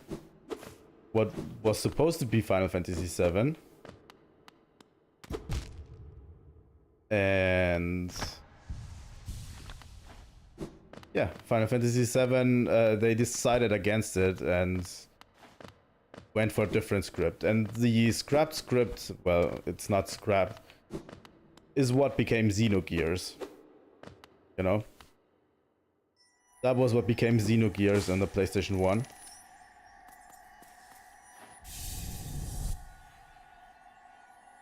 So yeah, you can still play what was supposed to be Final Fantasy 7. Apparently, the script they wanted to have was a little bit too dark for Final Fantasy. So yeah, they decided against it. And yeah, after a while, Takahashi then started to leave Squaresoft.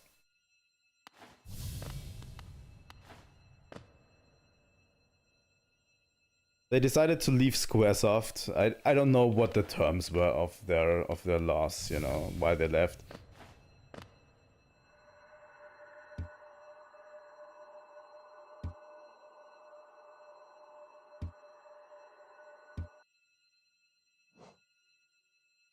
Let's challenge the warrior dream while we're at it.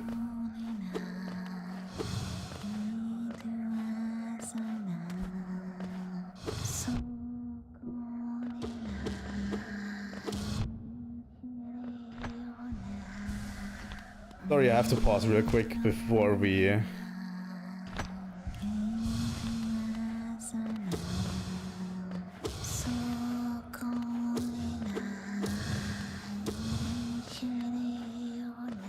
I have to concentrate real quick on this boss fight. That's a creepy boss fight, honestly.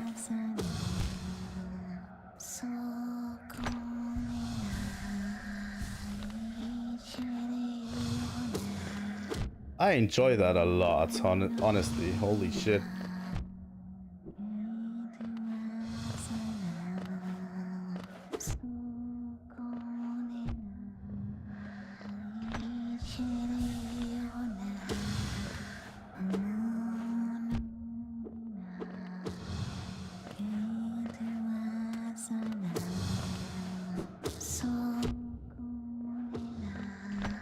God damn it.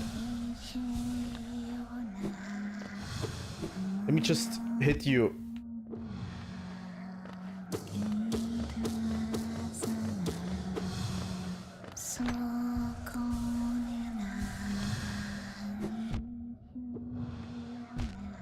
Fuck.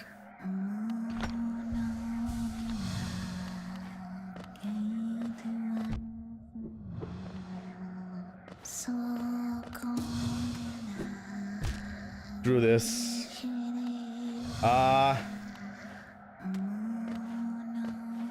Going to die? No, no, no. Fuck.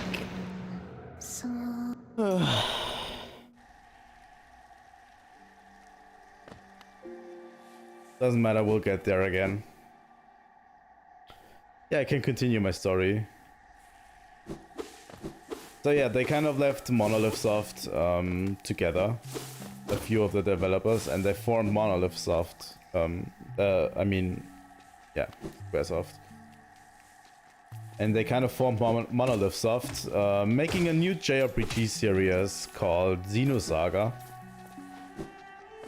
which came out for PlayStation 2 and was published by Bandai Namco back in the day.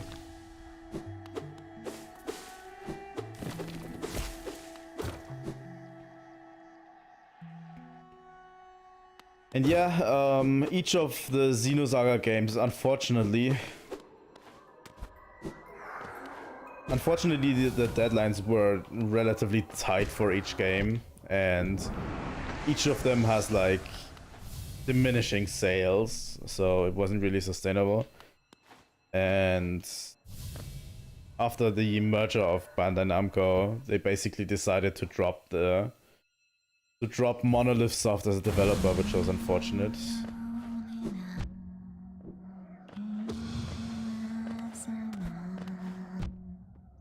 It was unfortunate that these had so low sales, because Xenosaga 3 is actually the best one in the series. Oh my god.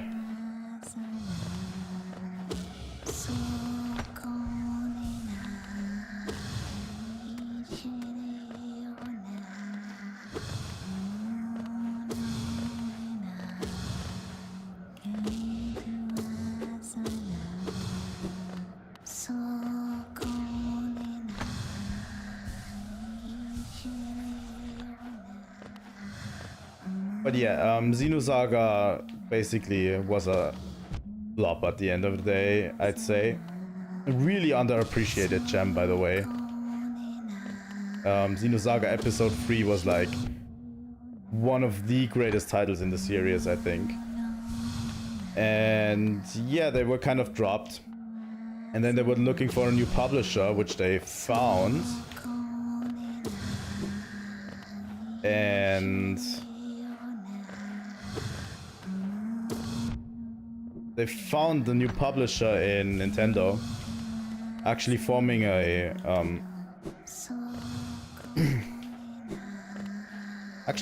pretty good bond with Iwata back in the day.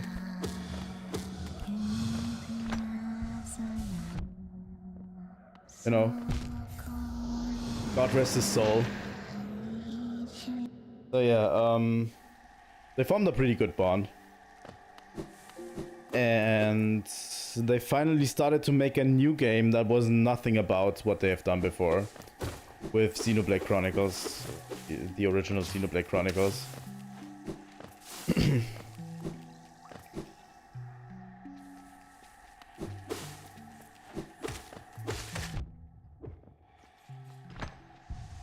and Nintendo published the game, and it was actually the first time that they didn't have a deadline for the game, a really fixed deadline. Nintendo actually gave them enough money so that they can realize their full game, with Iwata even stating that they shouldn't rush the game and really create the game they want to make. And that's when Xenoblade Chronicles came out, the original.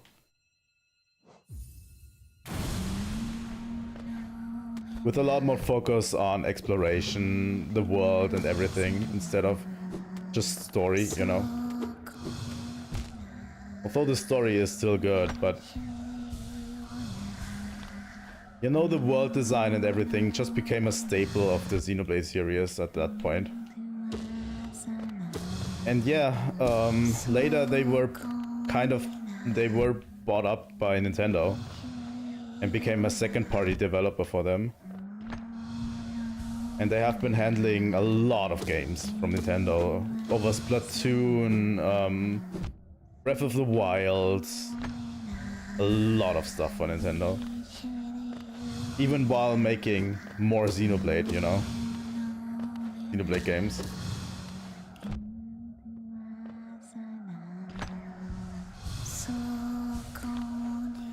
But yeah, Xenogears apparently was too dark to be Final Fantasy VII. I can get why, because Xenogears... I don't think the world was kind of ready for such a deep, dark, psychological, space horror themed story. It would have been interesting if they had a budget of Final Fantasy behind them for making that game. Come on.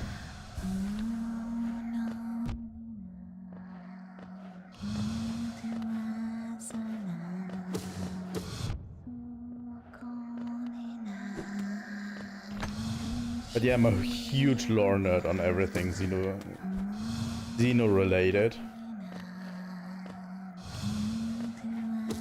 It's my hyperfixation, honestly. If I had one, it would be this, you know? Oh, come on. Just let me absorb the fucking soul.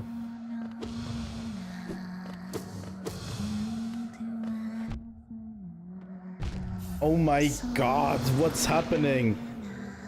Ugh.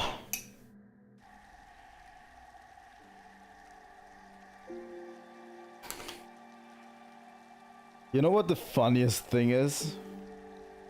They weren't even done with their games. Xenogears was supposed to be a game series that spanned over 6 games total.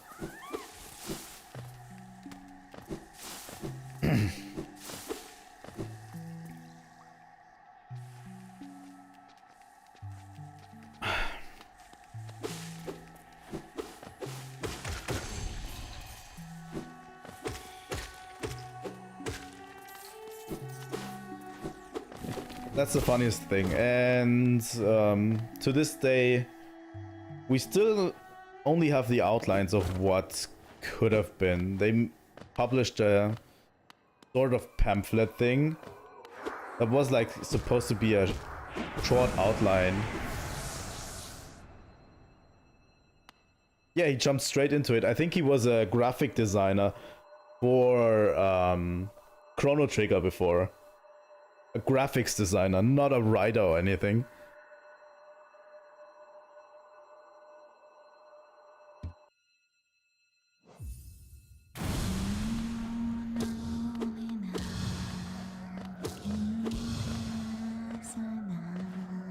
Now I'm getting kind of sick and tired of this fight, honestly.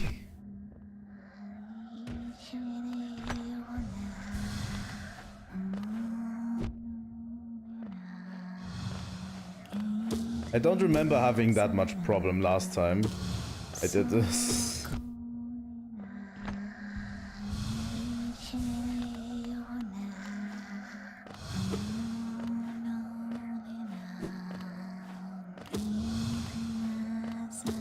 But yeah, Xenogears was supposed to be like this huge 6-game epic that's going to happen, that all tie together.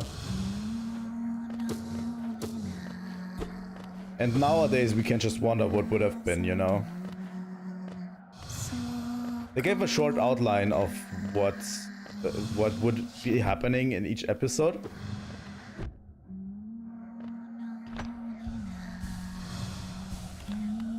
Yeah.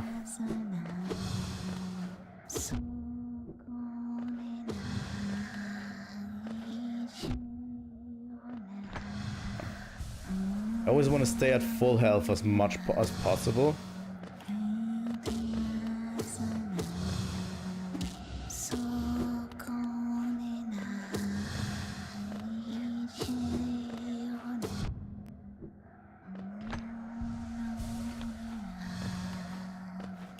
But yeah, Xenogears is relatively good. I need to play it on the channel once.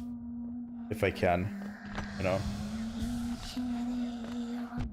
Would be cool to have it.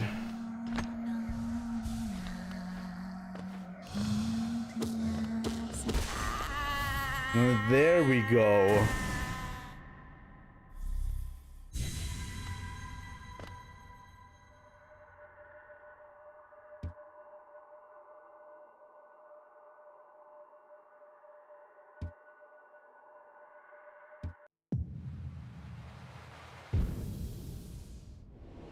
Yeah, PS1.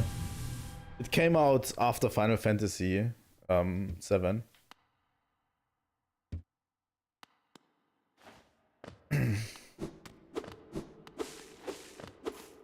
By the way, information I can relay to you now. Xenogears, the first one that came out in PS1, is supposed to be episode 5 of that epic. Of that 6 story epic. Xenogears supposedly was episode 5. It literally says in the game, by the way, that it's episode 5. When you went through all of the game, and at the end, right at the end, it says the title, episode 5.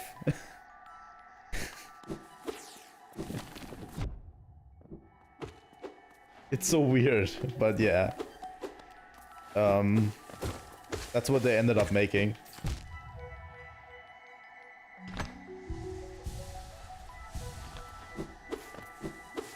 And yeah, they released this one pamphlet where they showed each episode.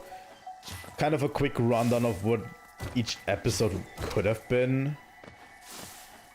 Not really comprehensive that much. And to this day, Xenoblade fans try to find, you know, find stuff where the stories of the games kind of fit in that 6 epic, you know, 6 story epic, 6 episode story, you know, where these pieces kind of fit, you know, but they don't fit perfectly anymore because they kind of abandoned that concept, I think. But yeah. Everyone just has theories at this point.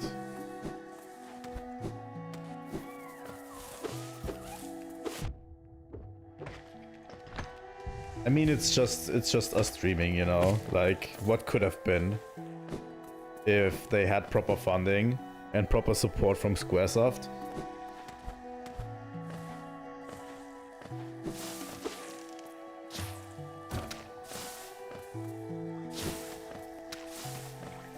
Don't have any way of knowing what would have actually happened.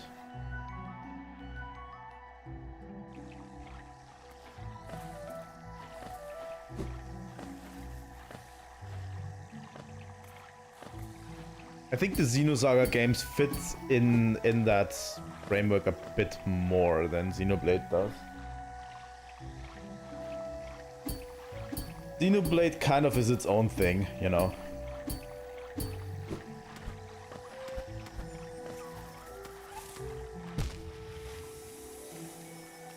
But yeah, I'm so excited for you to get into it.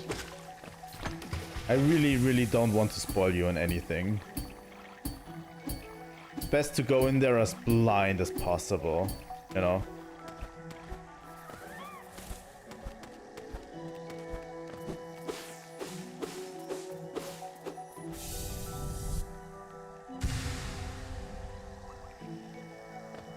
God damn it. I was distracted shortly. Okay. Here we go.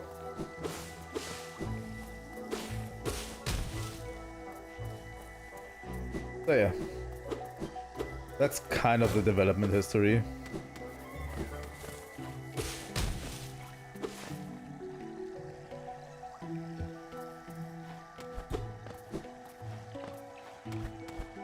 A really short rundown. Obviously it's not a full rundown on development.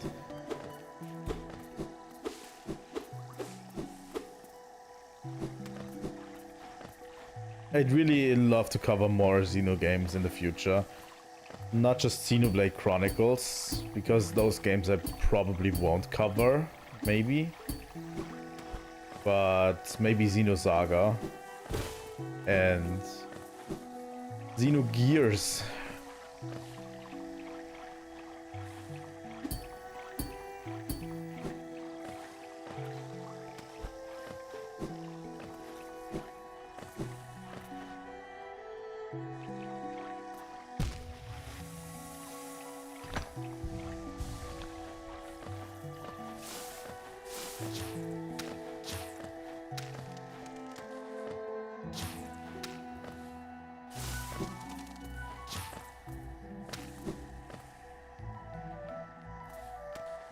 I probably don't think you should play them. If you wanna experience, especially Xenosaga, I just suggest watching someone play them. There is this YouTuber called what is he called? Inel? On YouTube. He does a lot of Xenoblade speedruns. And he has a full playthrough of all of the Xenosaga games. I definitely suggest watching that if you're interested in what goes on in Xenosaga.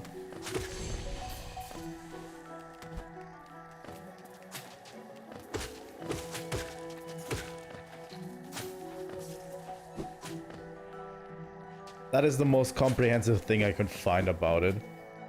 Xenogears is probably more playable on emulator. The thing is, PS2 emulators are shit.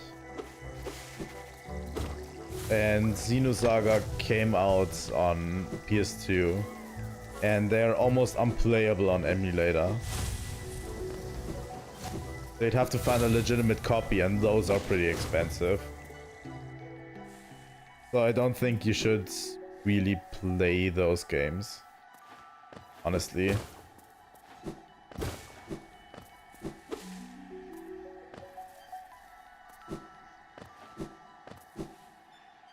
I mean, if you're a huge lore nerd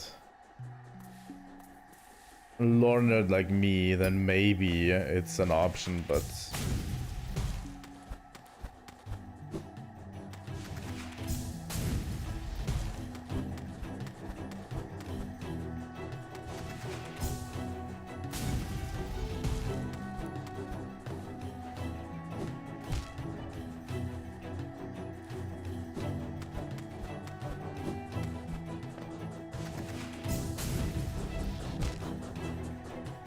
if your laptop can't run mobile games, so I don't know.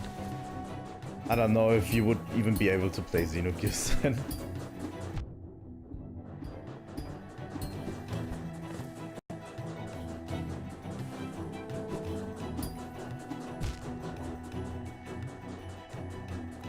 This area I remember sucking hard. And now I remember why.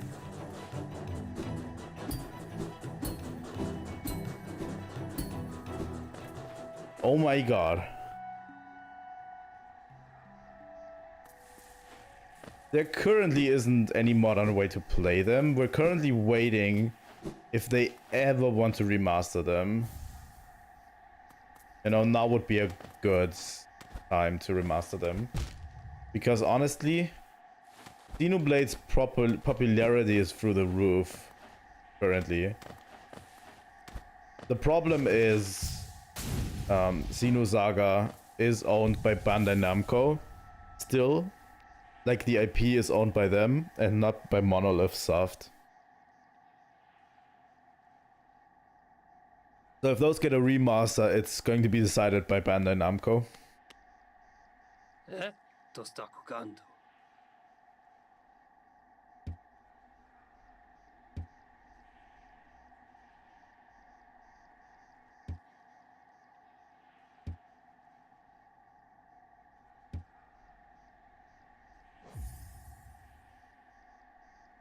Let's learn a nail master's art. But yeah, Xenosaga is still owned by Bandai Namco, and Xenogears is still owned by Squaresoft. And it's on them if we get a remaster.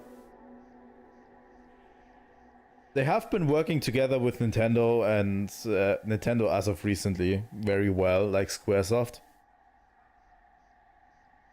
Has worked really well together with Nintendo recently and Bandai Namco as well. So we might get it at one point. Goaname, churro.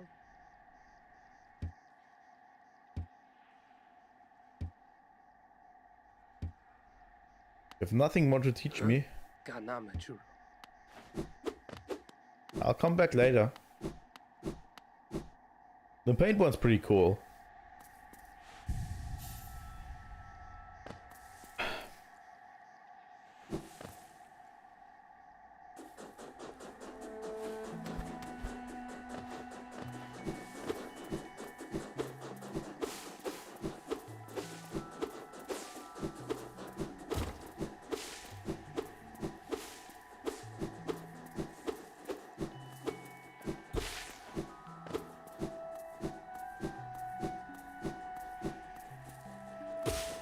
Aha. I think later I can jump up there and just skip everything. Okay. So, what do we have left? I think at the top, maybe?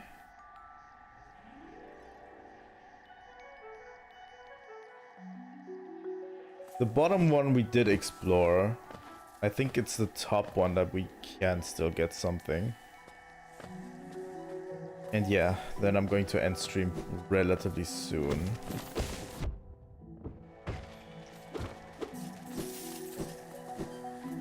Because we've been going for 4 hours. Doesn't seem like it, but we've been going for 4 hours.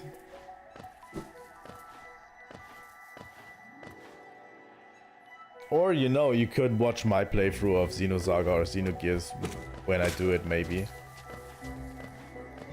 Maybe, you know. At one point I might buy these games.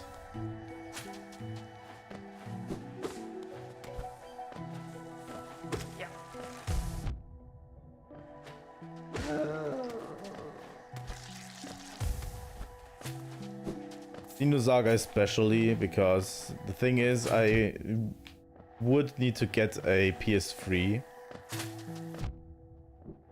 You know,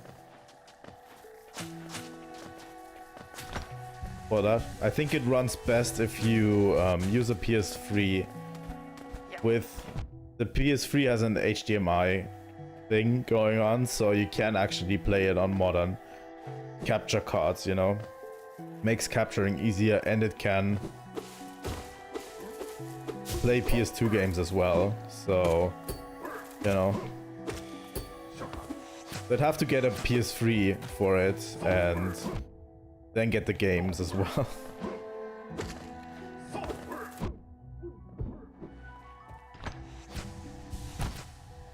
So it's a pretty expensive endeavor. But probably worth it in the long run. If I have the money to spare, I might just do that.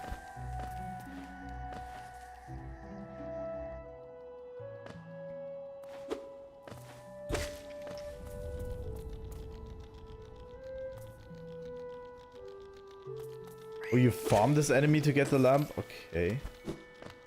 I think you get a lot of geo naturally, but yeah, if you don't know.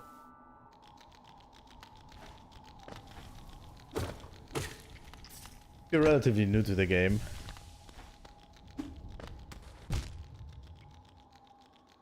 Why am I doing this? But yeah, 4 hours all Hollow Knight is a little bit much. If I'm going to do a stream tomorrow, by the way, I'm going to do a little bit of a shorter stream. I'm only going to do maybe 3 hours, you know. Tops.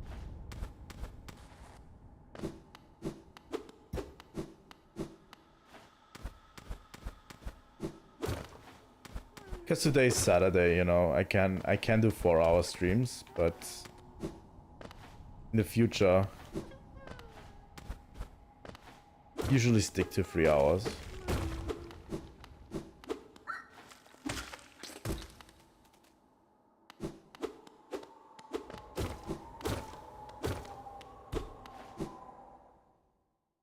Can we get to this area early?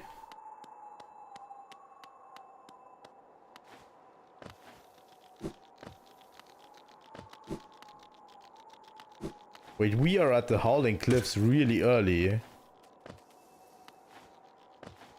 I remember this area being way into the future.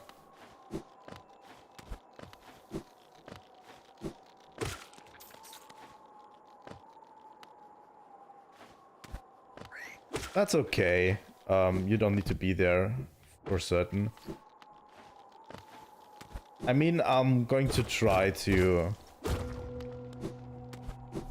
keep it as simple as possible.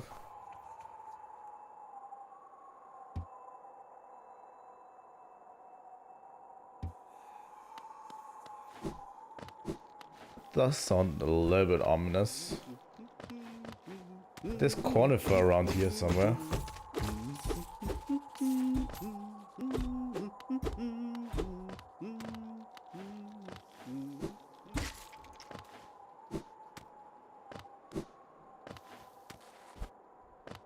We should get a map pretty soon.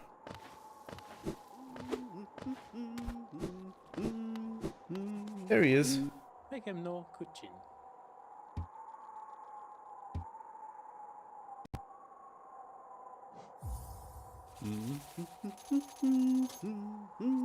There we are with the Howling Cliffs.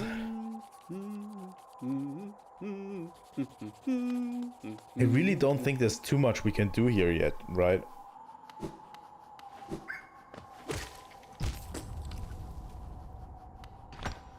I didn't think we'd make it, honestly.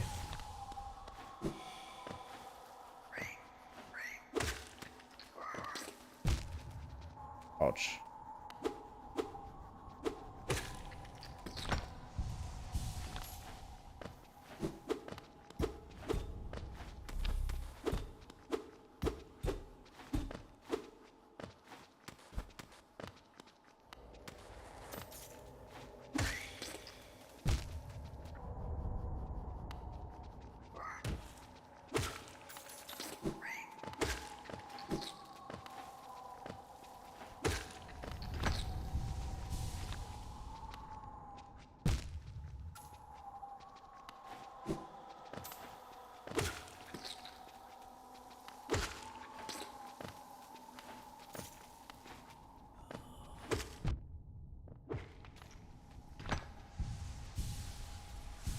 I don't remember coming to this area so early, honestly.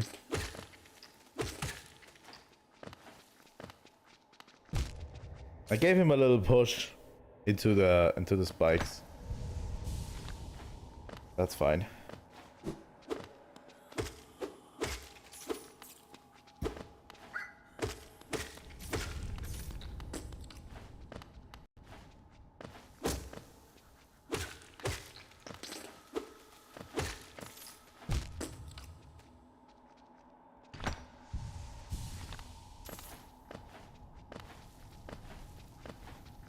Absolutely have no idea where this area leads.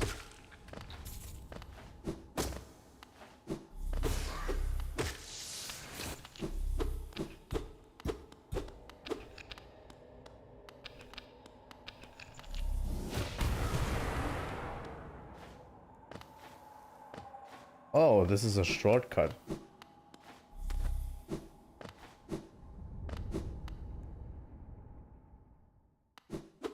Let's fucking go.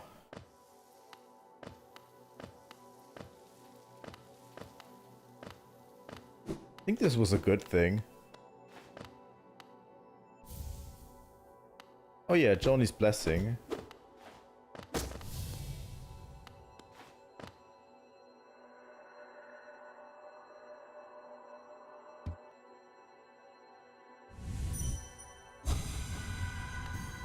And I take your soul as well.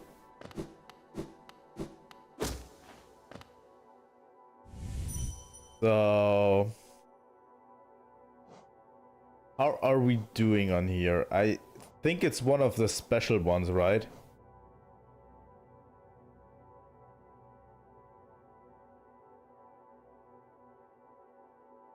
All right. I didn't do it. The game forced me to do it. It's all the game's fault.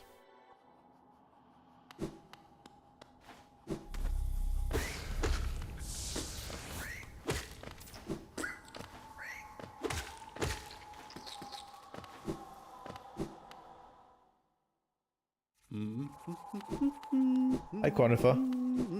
Don't mind me. I'm just out here robbing souls.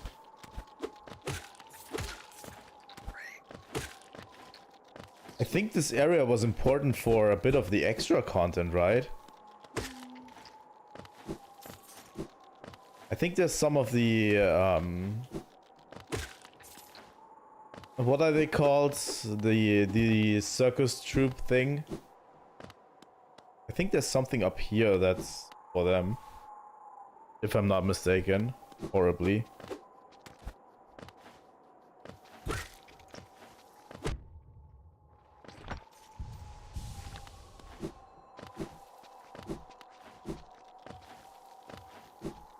Just remember doing it. Yeah.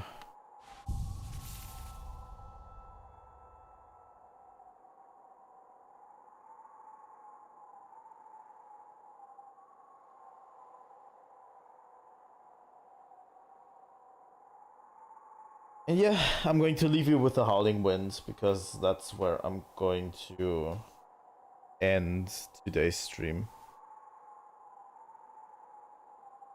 Yeah, we've been going for 4 hours and 10 minutes and it's, you know, I can't concentrate anymore today. So yeah. I thank you all so much for watching. If you want to see more Hollow Knight, please leave a like and subscribe. It helps out a huge amount on my channel and I really appreciate every one of you. I had so much fun today. It was really cool. So yeah. Thank you all for watching and I will see you in the next stream. Bye.